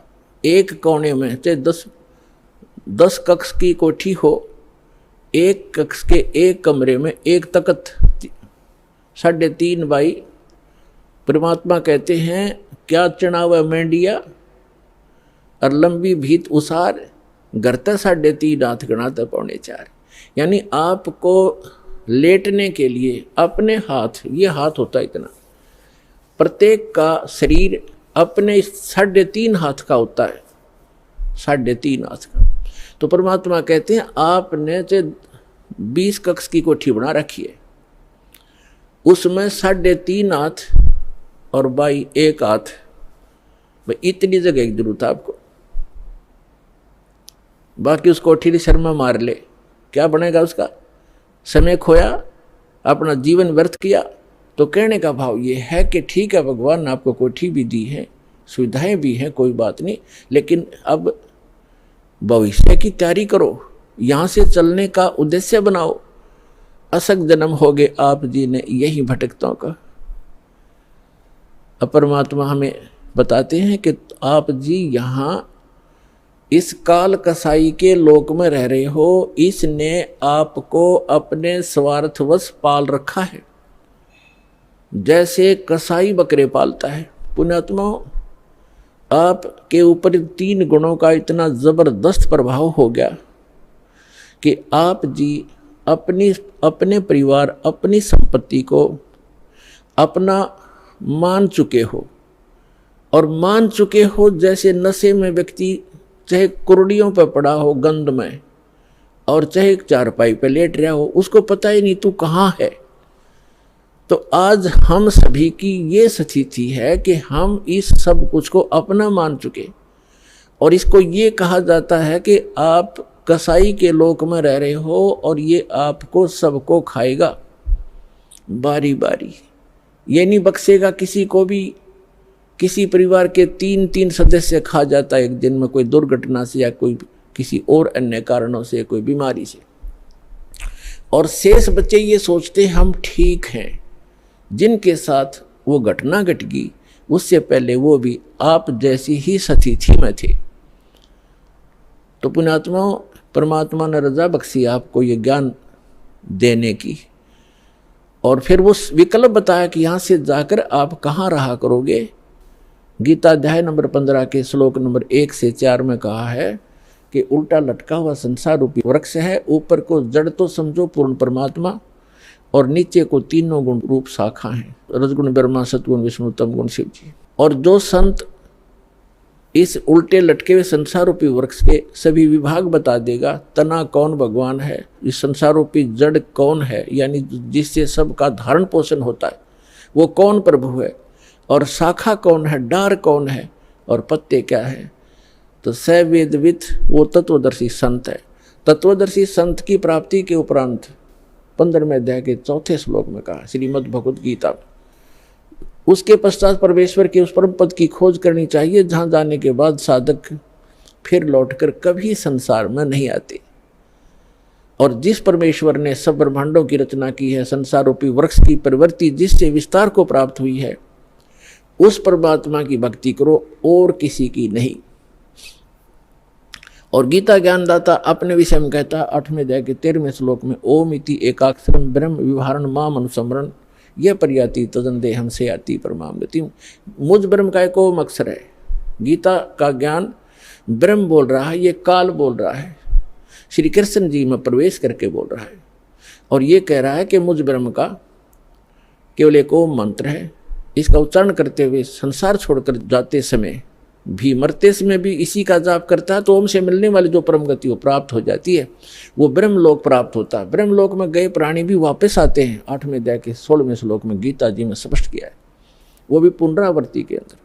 तो गीता ज्ञानदाता कहता है 4थे अध्याय के 5 और 9 श्लोक में, गीता अध्याय नंबर 2 के श्लोक 12 में, गीता अध्याय नंबर 10 के श्लोक नंबर 2 में गीता ज्ञानदाता कहता है, अर्जुन तेरे और मेरे बहुत जन्म हो चुके, तू नहीं जानता मैं जानता हूँ। इससे सिद्ध है कि जो गीता ज्ञानदाता ब्रह्म है ये काल है, और गीता अध्याय नंबर 11 के श्लोक नंबर 32 में स्वयं कहता है कि अर्जुन मैं काल हूं और अब प्रवृत्त हुआ हूं। श्री कृष्ण नहीं थे काल, श्री कृष्ण होते तो ये कैसे कहते मैं अब प्रवृत्त हुआ हूं। श्री कृष्ण जी तो पहले उपस्थित थे वहां पर अर्जुन के साथ, उनके सारथी बनकर। तो पुण्यात्माओं, ये हमारे सदग्रंथ एक अनमोल रतन है, इसको हमारे धर्मगुरु समझ नहीं सके, इसका अड़ंगा कर दिया, उल्टा ज्ञान बता दिया हमारे को। श्री कृष्ण जी को सुप्रीम पावर बता दिया, जबकि श्री कृष्ण जी तो एक ब्रह्मांड में एक सतोगुण विभाग के मंत्री समझो, और इनका पिता काल एक ब्रह्मांड में मुख्यमंत्री समझो, और ओवरऑल कंट्रोलर सभी ब्रह्मांडों का वो प्रधानमंत्री समझो, वो परम अक्षर ब्रह्म समझो,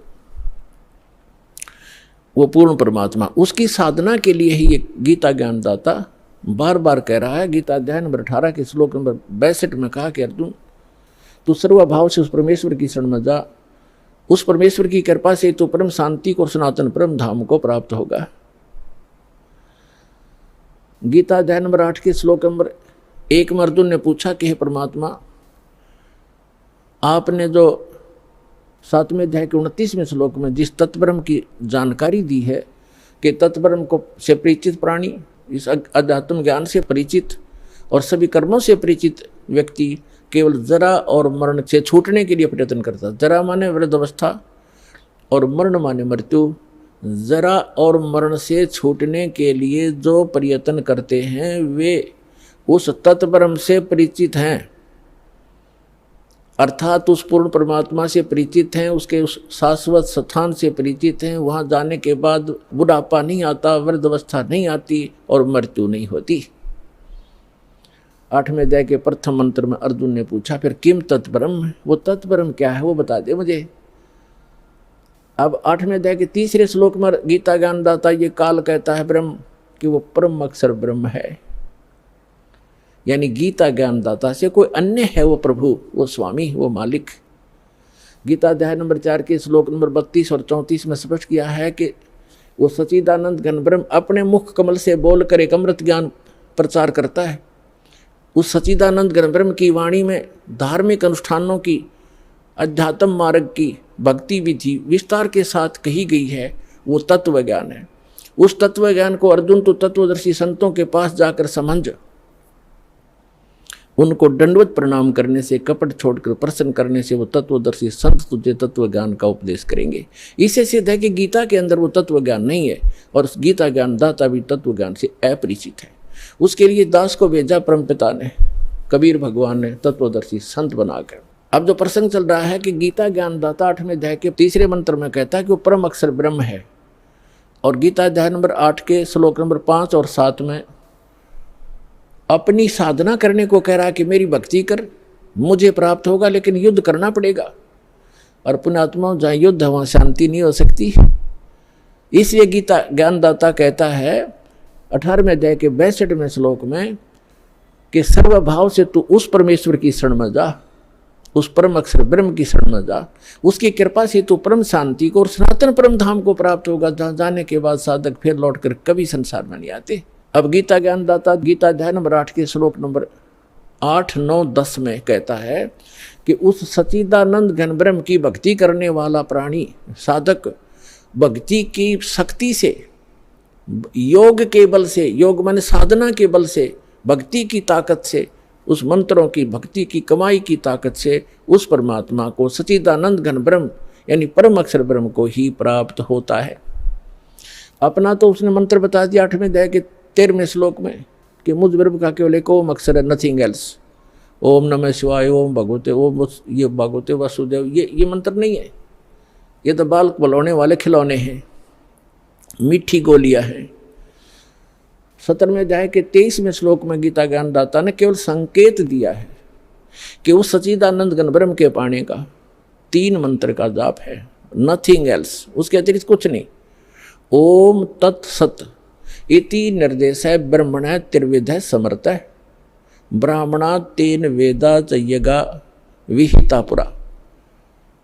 क्योंकि परमात्मा प्रत्येक युग में आते हैं और प्रत्येक युग में अपना यथार्थ ज्ञान सुनाते हैं।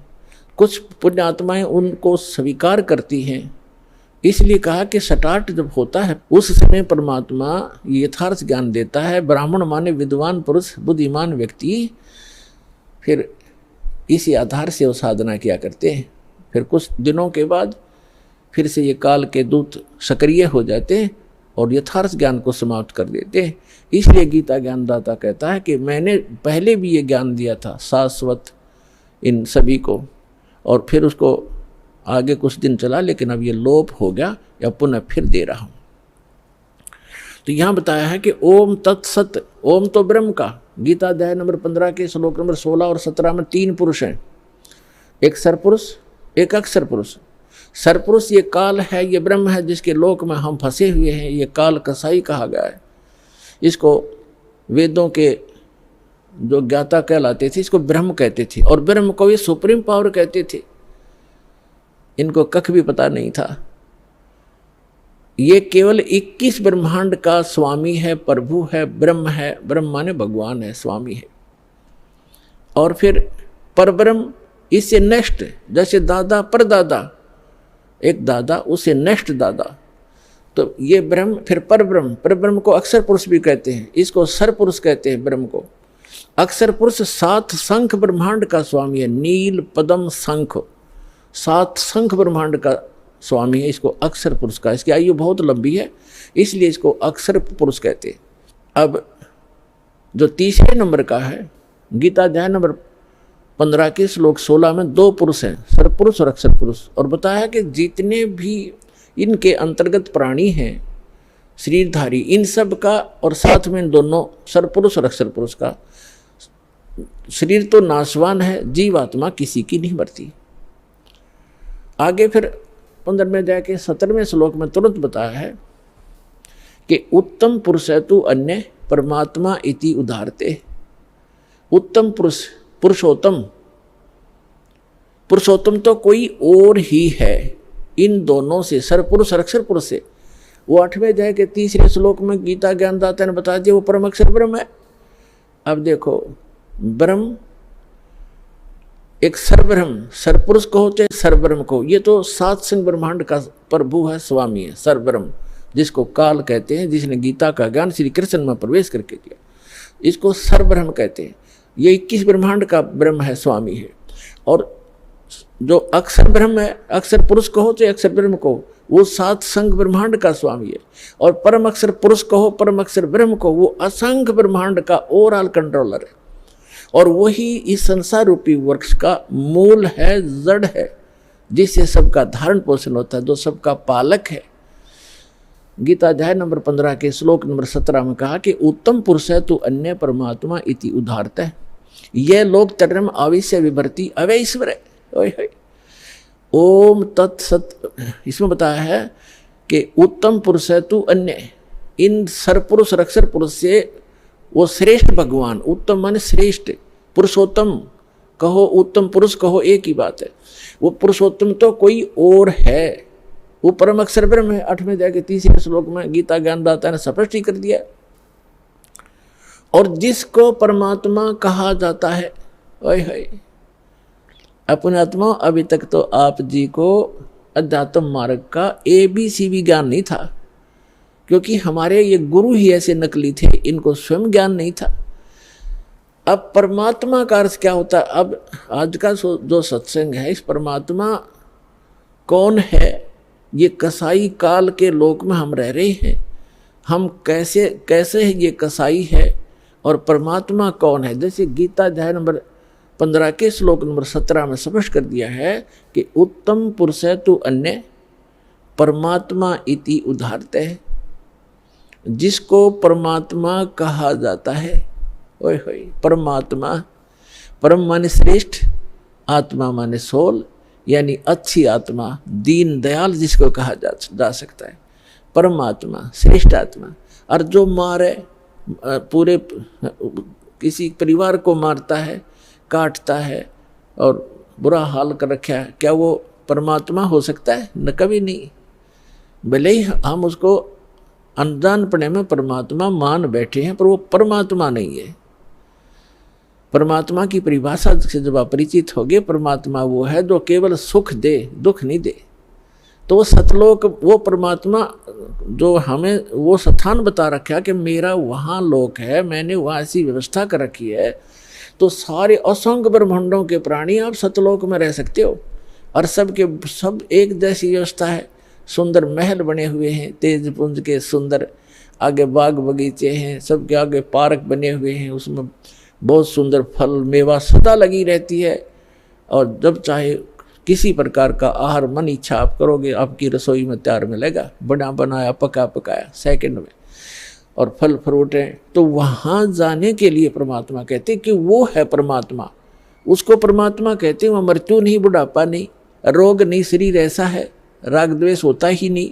और वहाँ ऐसी व्यवस्था है तो चाहे तो भी राग द्वेष नहीं हो सकता, क्योंकि सबको एक जैसी सुविधाएं हैं। अब जैसे पुण्यात्मा आप यहाँ रह रहे हो, 2 दिन रुको, 10 दिन रुको, आपको बना बनाया भोजन एक भंडारे मिलेगा, एक जैसा सबको, किसी में कोई अंतर नहीं, एक जैसी सीटिंग होगी, एक जैसा आपका बिस्तर होगा, एक जैसे सबको नहाने धोने की व्यवस्था सबको बराबर है।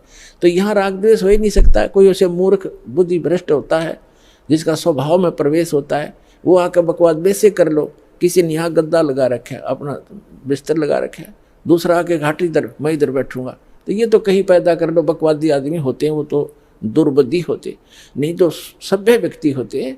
यहाँ कोई प्रकार का द्वेष राग आपको नहीं हो सकता, क्योंकि सबको एक जैसी व्यवस्था है। ऐसे ही सतलोक के अंदर वहाँ किसी चीज़ का अभाव नहीं। यहाँ चोरी डाकैत और ये बुराइयाँ क्यों करते हैं? क्योंकि यहाँ पर हर चीज़ का अभाव है। प्रत्येक वस्तु किसी भी व्यक्ति को उपलब्ध नहीं है, चाहे किस कोई भी है। किसी को ऐसा रोग हो जाएगा, चाहे कितना सेठ है, उसकी दवाई मिल लेना, मारे जाओ टक्कर दीवार के। एक बता रहा था कि इतना बड़ा सेठ था, करोड़ों की इनकम थी उसको, और स्वयं वो कोई ना फल खा सकता था, ना कोई आहार कर सकता था, दाल का पानी घोल के और छान के पिया करता। चाट ले उस माया ने, सिर पर धर ले फैक्ट्री और कोई ठीरे। कहते हैं जीवित जग में जूती पड़े फिर जम तोड़े छाती, बिना भक्ति के प्राणी यहीं दुखी हो जाएंगे, अगयम के दूत उनको बहुत सताएंगे। तो यहाँ परमात्मा आपको बताना चाहते हैं कि आप काल के लोक में रह रहे हो। गीता अध्याय नंबर 15 के श्लोक नंबर 16-17 में 3 पुरुष हैं। अब 17वें का प्रकरण चल रहा है कि उत्तम पुरुष है तू अन्य और परमात्मा इति उदाहरते, उसको परमात्मा कहा जाता है। और ये लोग धर्म अविश्य विवर्ती, जो तीनों लोकों में प्रवेश करके सबका धारण पोषण करता है, वो अव्यय ईश्वर है, वो है अविनाशी परमेश्वर, वो है अविनाशी भगवान, अविनाशी स्वामी। गीता अध्याय नंबर 15 के श्लोक नंबर 18 में ये बुद्धिहीन व्यक्ति जो नकली हैं वो ये कहते हैं कि रामपाल 15वें अध्याय के 18वें श्लोक के बारे में क्यों ना बोलता, कि उसमें लिखा है, गीता ज्ञानदाता कहता है कि मैं लोक वेद में, मैं इन सभी प्राणियों से उत्तम हूँ, और इसलिए लोके वेदे, लोक वेद में पुरुषोत्तम प्रसिद्ध हूँ।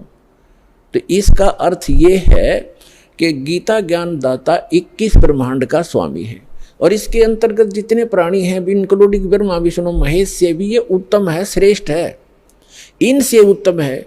इसलिए दंत कथा के आधार पर, लोक वेद के आधार पर मैं पुरुषोत्तम प्रसिद्ध हूँ, क्योंकि मैं इनसे उत्तम हूँ, श्रेष्ठ हूँ, तगड़ा हूँ, इसलिए मैं पुरुषोत्तम प्रसिद्ध हो रहा हूँ। लेकिन उत्तम पुरुष है तू अन्य, 15वें अध्याय के 17वें श्लोक में उसने क्लियर कर दिया। तो पुण्यात्माओं, ये अज्ञानता का ही परिणाम होता है, जिसमें थोड़ा बहुत कचरा रह जाता है, वैसे फसड़ कराया करे वो फिर कार्बोरेटर। तो इनमें थोड़ा ये दास चाहता है कि सारा सफाई कर दूं, ताकि आपको कोई मिसगाइड ना कर सके।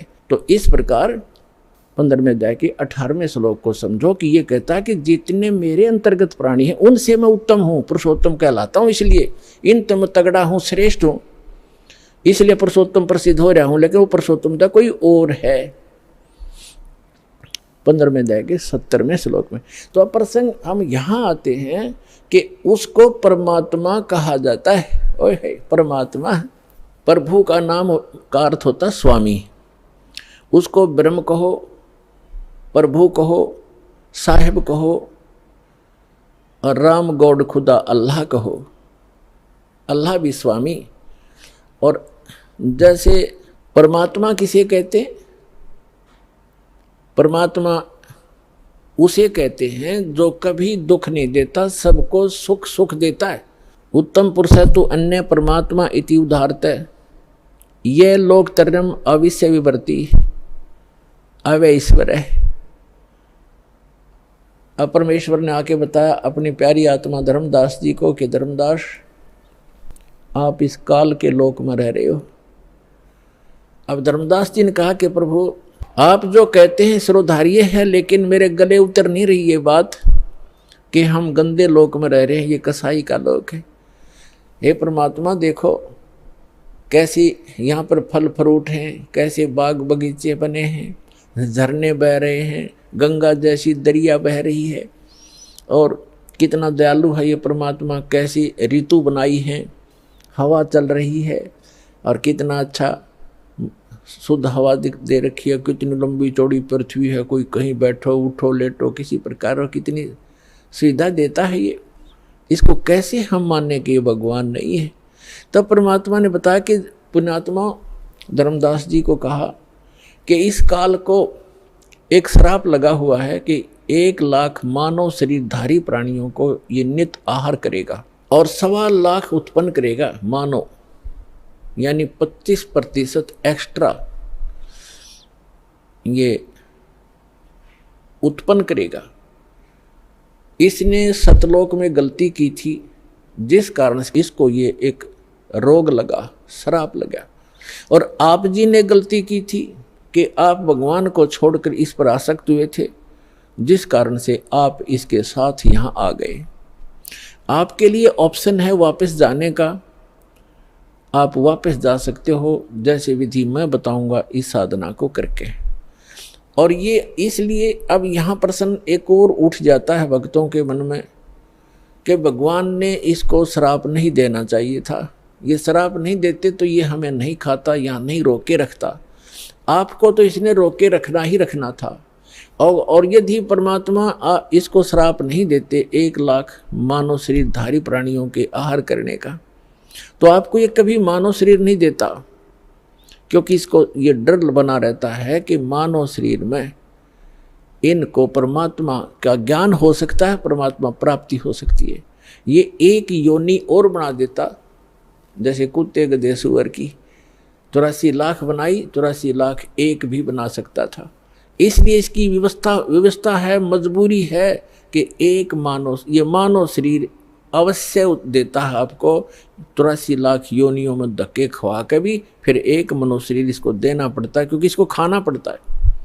और ये विधान भगवान ने बना दिया कि प्रत्येक प्राणी को एक मानव शरीर का चांस अवश्य देना पड़ेगा। इसलिए आज आप पर रहम हुआ है। ठीक है, कष्ट तो मान ले आपको मानव शरीर ना मिलता, गधे कुत्ते बनकर आप खाते भटकते रहते, कष्ट पे कष्ट उठाते रहते, तो एक गोल्डन चांस है मानव शरीर में, आप अपना आत्म कल्याण करा के सतलोक जा सकते हो। ये सुविधा देवताओं को भी उपलब्ध नहीं है, क्योंकि जितना जीव घना सुखी होगा उतना भगवान से कोसों दूर होगा। ये सत्कर मान लियो।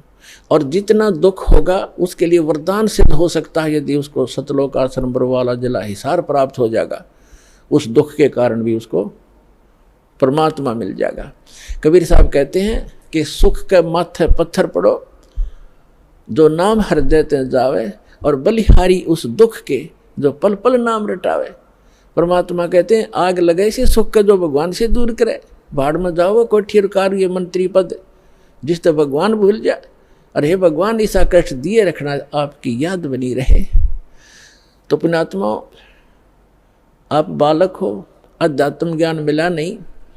आमीन, जय बजरंग बली, जय गणेश जी के गीत गा के हम इनकी भी भक्ति सही नहीं कर पा रहे थे। गणेश जी की, शिव जी की, विष्णु जी की, माताओं की, ये साधना भी इस दास के पास उपलब्ध है, जो ये आपको यथार्थ लाभ देंगे।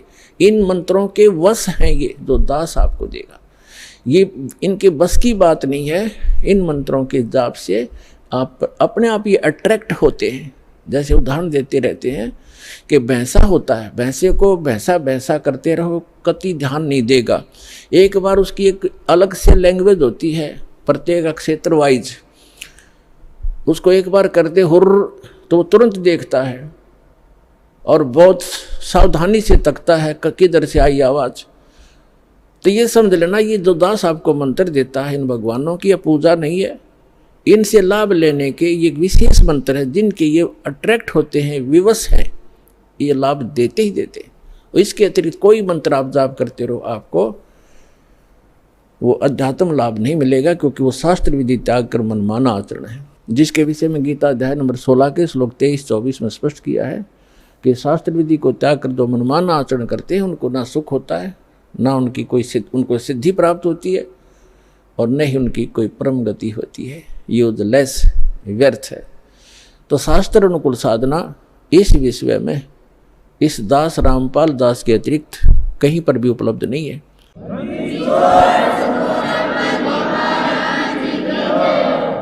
इसको चाहे आप अभिमान समझना या तत्व ज्ञान समझना, ये धीरे धीरे आपको अपने आप समझ में आ जाएगा दास क्या कहना चाहता है। अभिमान तो वो व्यक्ति किया करता जिसकी अपनी कोई खोज हो, चाहिए तो उसने भी नहीं। और हम तो संत भक्त हैं, हम किसी प्रकार का कोई अभिमान या ईगो कभी नहीं रखते। जो ऐसा रखता है वो भक्त नहीं, ना संत नहीं, क्योंकि ये तो सदग्रंथों में प्रमाणित है, हमारे सदग्रंथों में लिखा हुआ था। वो खजाना इनका हाथ लगा नहीं, क्योंकि ये इनको ज्ञान नहीं था। अपने आत्माओं जैसे श्रीमद् भगवद गीता अध्याय नंबर 17 के श्लोक नंबर 23 में लिखा है, ओम तत्सत इति निर्देश ब्रह्मण तिर्वेद समर्थ ब्राह्मणा तेन वेदाच यज्ञा विहिता पुरा। इसका अर्थ ये है कि उस सच्चिदानंद घन ब्रह्म परम अक्षर ब्रह्म के प्राप्ति का, उस शाश्वत स्थान में जाने का एक 3 अक्षर का मंत्र है, ओम तत्सत इति निर्देश है। निर्देश माने डायरेक्शन, नथिंग एल्स, फाइनल फैसला, फाइनल डिसीजन। अच्छा, यहां पर ओम तो ब्रह्म का है, सरपुरुष का, और तत् और सत ये सांकेतिक है।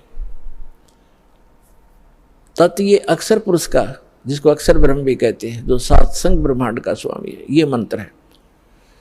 और सत्य ये परम अक्षर ब्रह्म का मंत्र है। ये तत् और सत्य सांकेतिक है। और यहां बताया है, गुरु बिन वेद पढ़े जो प्राणी, समझन सार रहे अज्ञानी। गुरु बिन काहुन पाया ज्ञाना, जो थोथा भूस छड़े मूड किसाना। सतगुरु के बिन, गुरु के बिना किसी को भी वेदों का ज्ञान नहीं हुआ। वो तो ऐसे अपने अटकलबाजी करते रहे जैसे कोई मूढ़ किसान धान निकालने के बाद पड़ी पराली को और उसको कूट रहा है मोगरों से, डंडों से, या उनको पटक रहा है पकड़ पकड़ के। किस लिए? उसे पूछा जाए कि इसमें से कनक निकाल लूँगा, धान निकाल लूँगा, तो उसको ज्ञान नहीं है, वो मूढ़ है। और समझदार तो उसमें से निकाल के ले जा चुका है, वो तो पराल पड़ी है, भूस पड़ा है। तो जो भूस को कूट रहा है वो तत्व ज्ञान उस मार्ग का परिचित नहीं है। तो यहाँ बताया है, गुरु बिन काहु न पाया ज्ञाना, जो थोथा भूस छड़े मूढ़ किसाना। गुरु बिन वेद पढ़े जो प्राणी, और समझे न सार रहे अज्ञानी। तो ये सभी अज्ञानी थे। कई वक्त आते हैं, वो कहते हैं जी मैंने सुधांशु जी से नाम ले रखा है, और फिर क्या बताता जी भूत प्रवेश है, प्रेत बाधा कई वर्षों से। अच्छा, फिर सुधांशु जी के मंत्र ने क्या काम करे आपका? क्या नाम दे रखा है? ओ हरिओम तत्सत। अरे वाह भाई वाह, ये है वो नीम हकीम।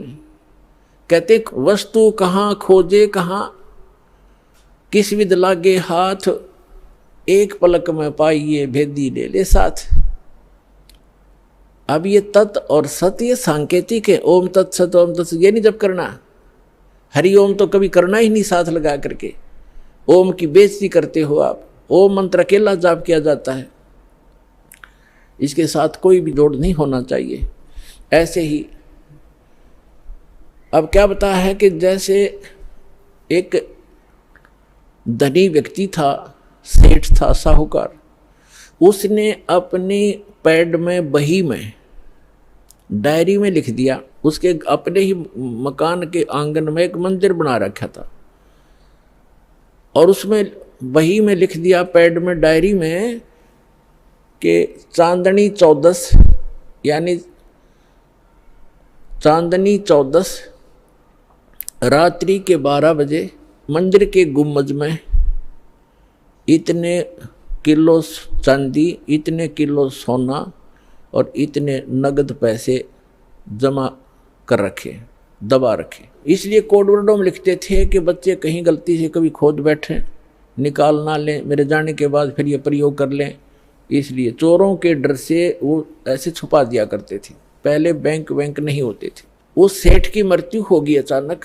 पिता के अंतिम संस्कार करके उन बच्चों ने फिर देखा कि पिता की लेख देखते हैं। उन्होंने वो डायरी देखी, उसमें लिखा था चांदनी 14 रात्रि के 12 बजे मंदिर के गुम्बद में इतना धन दबा रखे। तो उन बच्चों ने 2-3 दिन के बाद अपने पिता की क्रियाक्रम से निपट कर हफ्ते 10 दिन, 12 दिन, 15 दिन के बाद वो मंदिर का गुम्बद फोड़ दिया रात्रि के समय। उन्होंने सोचा, पिता ने संकेत दिया है कि दिन में तो कोई देख लेगा, रात्रि में फोड़ियो। तो रात्रि में उन्होंने मंदिर का गुम्बद फोड़ डाला, उसमें कुछ नहीं था। उनको बड़ा अफसोस हुआ कि पिताजी तो हमें गलत गाइड करके हमें बहका गए और धन कहीं और दबा गए। अब उसको कैसे खोजेंगे, गया हाथ से, बहुत धन था। बुरी तरह रो रहे हैं। कुछ दिनों के बाद उसके पिता का कोई मित्र सेठ आया। बच्चों ने अपनी समस्या उसके सामने रखी कि अंकल ऐसे ऐसे समस्या आ गई है, हमारे पिताजी ने झूठ बोल दिया, पैसा कहीं और छुपा रखा है, हम गुम्बद में लिखा है, गुम्बद में तो पाया नहीं, हमने मंदिर भी फोड़ दिया। तब उस सेठ ने कहा कि मुझे दिखाओ कहाँ लिखा है। उसने लेख देखा कि चांदनी 14 रात्रि के 12 बजे मंदिर के गुम्बद में इतना पैसा। तो उसने कहा, बेटा इस गुम्बद को यथाउचित बनाओ, यथावत जैसे था वैसा ही बना दो, फिर बताऊंगा कहाँ पर है। और चांदनी 14 आने दो। 15 दिन के बाद, महीने के 20 दिन के बाद, वह 10-5 दिन के बाद वह चांदनी 14 आनी थी, वो वैसा ही गुम्बद बना दिया। रात्रि के समय, चांदनी रात्रि में, और गुम्बद की छाया आंगन में जहाँ थी उसके घर पे, वो ज़मीन वहाँ खुदवाई के ये निशान लगा दिया, यहाँ खोदो। वो ज्यों का तो धन पा गया। तो ये नकली सारे गुम्बद फोड़नीय थे, स्थान का पता नहीं था। तो इनको इन सदग्रंथों के कोड वर्डों का ज्ञान नहीं हुआ। तो वस्तु कहाँ ढूंढे, कहाँ किस विध लागे हाथ, एक पलक में पाइए भेदी ले लो साथ। तो ये दास इन सदग्रंथों का और जानकार बना के, तत्वदर्शी संत बना के कबीर भगवान ने आप उसके बच्चों के लिए भेज दिया। अपनात्माओं अविलंब काम करो यू, कहते हैं समझा है तो सर दर पाओ और भौर नीरे ऐसा दाव। तो ये गरीबदास जी कहते हैं, गरीबदास ये वक्त जाते रोग इस पैरे न, हाथ से मानो शरीर छूट गया, भक्ति यथार्थ मिली नहीं, तो फिर रोया करोगे इस समय को। कहते हैं मानुष जीवन दुर्लभ है, मिले न बारंबार, और तरवर से पत्ता टूट जा वो फिर नहीं लगता डार। अब जो प्रसंग चल रहा है हम आते हैं उसी पर कि परमात्मा की परिभाषा क्या है और काल किसे कहते हैं। तो ये प्रसंग पूरा हुआ कि यथार्थ भक्ति कौन सी है, और वो स्थान एक ऐसा है जहाँ जरा मरण नहीं होता। वहाँ जाने के बाद प्राणी फिर लौटकर कभी संसार में नहीं आते, और वहाँ जरा और मरण नहीं है, वृद्ध अवस्था और मृत्यु नहीं है। और यहाँ दोनों डेफिनेट है। यदि मृत्यु भी है और वृद्ध अवस्था भी है, लंबी उम्र होगी तो वृद्ध अवस्था है, बीच में मर गया तो 100 पहाड़ टूट जाए परिवार के ऊपर, कमाने वाला एक कहता बच्चों का क्या होगा, वह तो वृद्ध अवस्था तो बूढ़ी मौत होगी। कहने का भाव ये है, जब तक हम परमेश्वर की शरण में नहीं आते तब तक हम काल की रेंज में रहते हैं, और जब हम कबीर भगवान की शरण में आ जाते हैं हम काल की रीत से बाहर हो जाते हैं। फिर उसका विधान हम पर लागू नहीं रहता, हम परमेश्वर की शरण में आ जाते हैं और समर्थ की शरण में जो आ जाता है उसको फिर बाहर का व्यक्ति दुखी नहीं कर सकता। उसको स्वयं पता होता है कि इस आदमी के इस शरणागत को छेड़ दिया तो ये तेरा बक्कल उतार देगा। तो इसी प्रकार हम समर्थ की शरण में आ गए हैं। आप कबीर भगवान वो समर्थ है, वो कादर परमात्मा है, उसकी शरण में आ गए। उसकी शरण ना त्यागना, इतना ध्यान अवश्य रखना। छोटा मोटा कष्ट भी होता है नाम लेने के बाद, तो ऐसे समझना जैसे एक बिल्ली बच्चे उत्पन्न करती है और 2-4 दिन के बाद उन बच्चों को दूसरे घर में ले जाती है, क्योंकि वहाँ वो ये देखती है कि कहीं तेरे बच्चों को यहाँ खतरा ना हो जा। और इस बात से उसके बच्चे भी परिचित होते हैं कि हम अपनी माँ के संरक्षण में हैं, और वो उनको अपने मुख से पकड़ती है। उसके तीखे दांत होते हैं बिल्ली के, तीखे, और उनको पकड़ती है। और बच्चों को पीड़ा भी होती है, वो ऐसे सुकड़ जाते हैं, ऐसे लटक जाते हैं, और महसूस होता है कि इनको दांतों का दर्द भी है, लेकिन बोलते कतई नहीं, चुपचाप रहते हैं, उस पीड़ा को सहन करते रहते हैं, क्योंकि उनको पता है कि हम अपनी माँ के साथ हैं। ये थोड़ा बहुत कष्ट भी है तो हमारा जीवन रक्षा हो रही है। तो उसको उठाकर वो दूसरे सुरक्षित स्थान पर अन्य मकान में ले जाती है, सबको बारी बारी वहाँ पहुँचा देती है। कुछ दिनों के बाद वहाँ देखती है कि यहाँ भी समस्या है, तो तीसरे मकान में कहीं और ले जाएगी। और वो बिल्कुल नहीं बोलते, क्योंकि उनको पीड़ा भी हो रही है, लेकिन उनको विश्वास है कि माँ की मुख में हम भले ही पीड़ा हो रही है, लेकिन हमारी जीवन रक्षा हो रही है। इसी प्रकार कबीर भगवान की शरण में आने के उपरांत आपको छोटा मोटा कष्ट भी है तो ना जाने आपका कौन सा पहाड़ जैसा दुख टल रहा है, ये विश्वास रखना, विचलित ना होना। यहाँ प्रसंग चल रहा है कि धर्मदास जी ने कहा था कि हे भगवान, यहाँ कितनी सुविधा दे रखी है भगवान ने, और इसको आप काल कह रहे हो। परमात्मा ने कहा, धर्मदास, जैसे कसाई बकरे पालता है, उन बकरे और बकरियों के लिए वो कितनी सुविधा करता है, जिसकी अच्छी सेल होती है। एक बहुत बड़ा चरागाह बनाता है, उसको हायर करता है या मोल लेता है, और उसके अंदर शेड डालता है, झोंपड़ी डालता है बकरों को गर्मी और सर्दी से बचाने के लिए। उसमें जगह जगह तालाब बनाता, छोटी छोटी तलैया सी, उनको पानी से भर कर रखता है, उनके लिए घास फूस वहाँ व्यवस्था कराता है। उस सारी व्यवस्था को देखकर वो भोले प्राणी ये समझ बैठते हैं कि हमारा मालिक, हमारा स्वामी कितना दयालु है, हमारी कितनी केयर टेक रखता है, सारी सुविधाएं प्रदान करता है, हिंसक पशुओं से बचाता है, चारों तरफ से बाड़ लगा देता है, और अंदर वृक्ष हैं, झाड़ बोझड़े हैं, फल घास फूस है, गर्मी से बचने के लिए शेड है, सर्दी से बचने के लिए व्यवस्था शेड है। तो वो इस सारी व्यवस्था को देखकर वो मान बैठते हैं कि जो हमारा ये स्वामी है बड़ा दयालु है, ये परमात्मा है। और जब वो कभी उनके बीच में आता है तो वो सारे उसको प्यार देने के लिए उसके चारों तरफ कोई ऊपर को पैर फैलाता है अपने सीने से लगाने के लिए, और वो उसको चाटते हैं प्यार से, जीभ से चाटना चाहते हैं, उनको एक विशेष रिगार्ड देने के लिए। वो तो चाट रहे हैं जीभ से, और वो कसाई देख रहा है से हाथ लगा के, और वो खुश होते हैं कि हमारा मालिक हमसे प्यार कर रहा है। वो देख रहा है कि ये कितना मांस हो गया, कितने का बिकेगा, और वो सोच रहे हैं मुझे हमें प्यार कर रहा है। आइए अब हम उन श्रद्धालुओं के अनुभव जानते हैं जो जगत गुरु तत्वदर्शी संत रामपाल जी महाराज जी से दीक्षा प्राप्त कर चुके हैं तथा उनके द्वारा बताए गए भक्ति मार्ग पर चल रहे हैं। नमस्कार सर। नमस्कार सर। सर क्या नाम है आपका? मेरा नाम कुम्भन दास साहू है जी। कुंभन जी आप कहाँ से हैं? मैं छत्तीसगढ़ राजनांदगांव जिला से हूँ जी। कुंभन जी, संत रामपाल जी महाराज से नाम दीक्षा आपने कब ली?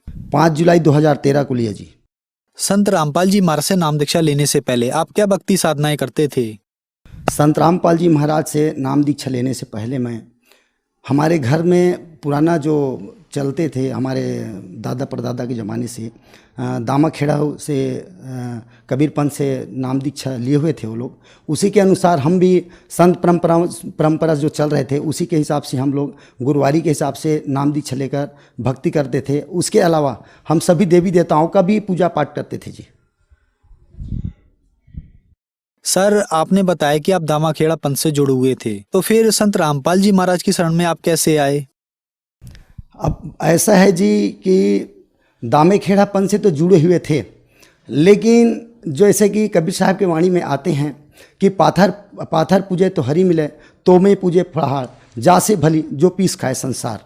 कबीर परमात्मा की ये वाणी बार बार दिल में चोट करते थे जी, कि परमात्मा तो बोलते हैं कि पत्थर की पूजा करने से अगर कहीं भगवान अगर मिल जाए तो मैं जितने पहाड़ में अगर पत्थर है मैं उसका पूजा करने के लिए तैयार हूँ।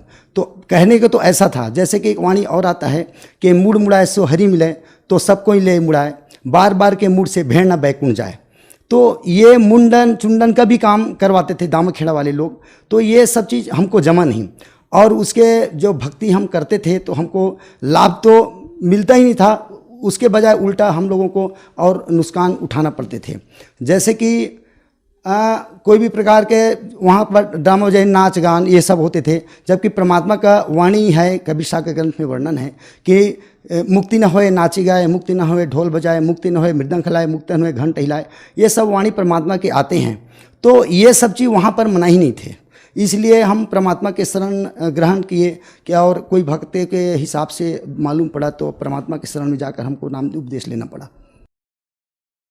सर, आपके कहने का मतलब है कि आपने दामाखेड़ा पंथ को इसलिए छोड़ा क्योंकि वो कबीर साहब जी को मानते तो हैं, लेकिन कबीर साहब जी की वाणियों के विरुद्ध चलते हैं, इसलिए आप संत रामपाल जी महाराज की शरण में आए। तो सर, संत रामपाल जी महाराज की शरण में आने के बाद क्या आपको लाभ भी मिले?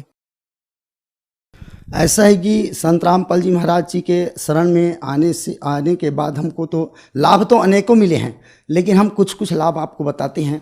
जैसे कि हमारा जो लड़की है, मेरा 4 बच्चे हैं, 1 लड़का है, 3 लड़की है मेरा।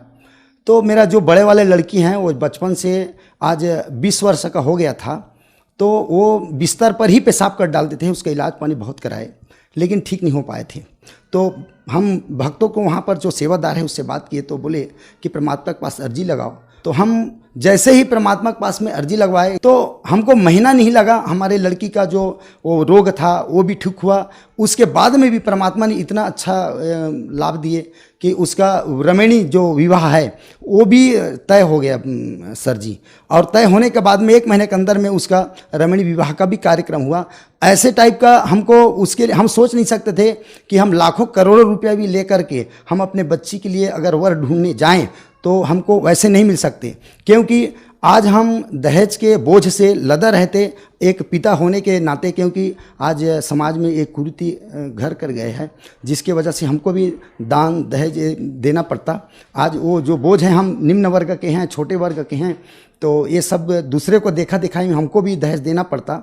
तो परमात्मा की दया से वो भी उससे भी बचे। जैसे कि हम दूसरे को देखते थे, हम बहुत शौकीन थे शुरू से, तो दूसरे को देखते थे, बाइक वाइक तो था अपने घर पर, लेकिन हमको भी शौक लगता था कि हमारे फैमिली लंबा है तो हमारे घर में भी 4 पहिया वाहन हो। लेकिन परमात्मा की दया से जैसे ही हम प्रथम नाम उपदेश लिए तो मेरे घर में जो डिलीवरी वाहन है, जिसको आज के डेट में टाटा एस बोले जाते हैं, वो परमात्मा ने रजत बख्शी और वो हम खरीदे प्रथम नाम उपदेश लेने के बाद में। उसके बाद में 4 महीना के बाद में हमको सतनाम प्राप्त हुआ परमात्मा से। सतनाम प्राप्त होने के बाद में हम दूसरा 4 पहिया वाहन खरीदे, जिसको हम स्कूल में लगाए भाड़े पर बच्चों को ले जाने के लिए। उसके बाद में परमात्मा ने दनादन इतना ही रजा किए कि हम फिर से 4 पहिया वाहन खरीदे। उसके बाद में फिर एक 4 तो हमारे पास 4 पहिया वाहन है। और उसके बाद में अभी वर्तमान का एक घटना बताता हूँ मैं। अभी मई जो 2021 में जो घटना घटे हैं, उसमें मेरे घर पर मैं रूम में प्लास्टर करवा रहा था। तो प्लास्टर करवाने पर मैं जब लाइन का कनेक्शन वहाँ का बंद कर दिया गया, और प्लास्टर का लाइन का जब कनेक्शन बंद किया तो बाहर से हम कनेक्शन लिए हुए थे बाहर, तो वहाँ पर एक बोर्ड में तार लगाए थे, तो सीलिंग का फैन निकाला हुआ नहीं था, क्योंकि सीलिंग का प्लास्टर नहीं कराना है, सिर्फ दीवार का कराना था। तो उतने में जो मिस्त्री जो काम करने के लिए आते हैं बोले कि भैया इसको आप निकाल दो, और नहीं तो वो गंदा हो जाएगा, मतलब जो प्लास्टर करेंगे। तो जैसे ही उसको निकाल के दिया मेरे हाथ पर, तो मैं दरवाजे के पास पे ऐसा क्रॉस कर रहा था, तो उधर से मेरे अपने लड़के को मैं बोला कि बेटा इसको आप पकड़ो और उधर ले जाकर रखो। तो मैं जैसे ही उसको दिया तो तार वायर था, वो जो कनेक्शन जो लाइन लिए थे वो मेरे उंगली पर आकर टूट के रखा। तो जब टूटा तो मेरे को करंट लग गया। करंट 5 मिनट तो लगा था। मेरे घुटने इतना पानी था रूम के अंदर में। तो मैं परमात्मा की दया से, अगर मान लो मैं परमात्मा से अगर नाम उपदेश संत रामपाल जी महाराज से नहीं लिया रहता तो आज वो जो 2 मिस्त्री था, एक वर्कर था और काम करने के लिए मजदूर आए थे, वो मेरे भी लड़का भी साइड में खड़ा हुआ था, तो हम सभी लोग अगर नाम उपदेश नहीं लिए रहते संत रामपाल जी महाराज से तो हम लोगों का मौत एकदम तय था। तो ये बहुत बड़ी चमत्कार हुई हमारे साथ में। सर, क्या आप नशा भी करते थे? जी सर जी, मैं तो नशा के मामले में तो बहुत ज़्यादा ही ये था, शराब भी पीता था और हमारे छत्तीसगढ़ में प्रचलन है जो जिसको गुड़ाखू कहते हैं, उसका भी मैं सेवन करता था, गांजा के भी मैं सेवन करता था। बाहर कुछ दिन मैं काम किया हूँ, वहाँ पर जो चरस वगैरह बोलते हैं उसका भी मैं सेवन किया था। तो मैं नशा करके अगर जब घर में आता था तो उनमें घर मेरे परिवार भी बच्चे लोग सब डर के समय रह जाते थे। जब मैं परमात्मा से नाम उपदेश लेकर आया और कम से कम मैं 1 महीना तक के ना एकदम सुन रह करके जब भक्ति किया तो वो लोगों का उमंग और खुशी का वो ठिकाना नहीं था, उसके बारे में मैं बयान नहीं कर सकता। तो मैं भी बहुत नशा पानी करके बहुत बड़ी दुराचारी था, मैं कहा जाए मैं एक राक्षस था जिसे परमात्मा की शरण जाने से एक मानव बनाया परमात्मा ने मुझे, संत रामपाल जी महाराज ने। सर, संत रामपाल जी महाराज से नाम दीक्षा लेने के बाद आपको बहुत सारे लाभ मिले, जैसे कि आपने बताया कि पहले आपकी आर्थिक स्थिति बहुत ज्यादा खराब थी और संत रामपाल जी महाराज से नाम दीक्षा लेने के बाद आज आपके पास 4 गाड़ियां हैं और भी बहुत सारे लाभ मिले आपको संत रामपाल जी महाराज से नाम दीक्षा लेने के बाद। तो जो दर्शक आज आपको देख रहे हैं और वो भी संत रामपाल जी महाराज से नाम दीक्षा लेना चाहते हैं तो कैसे ले सकते हैं? संत रामपाल जी महाराज जी से अगर नाम दीक्षा लेना चाहेंगे तो अनेकों चैनल संत रामपाल जी महाराज का सत्संग चलता है, उसके नीचे में पीली पट्टी चलती है, उसमें कांटेक्ट नंबर दिया रहता है। उस कांटेक्ट नंबर पर कांटेक्ट करके और नाम उपदेश लेकर के अपना कल्याण करा सकते हैं जी। धन्यवाद सर। साहब जी।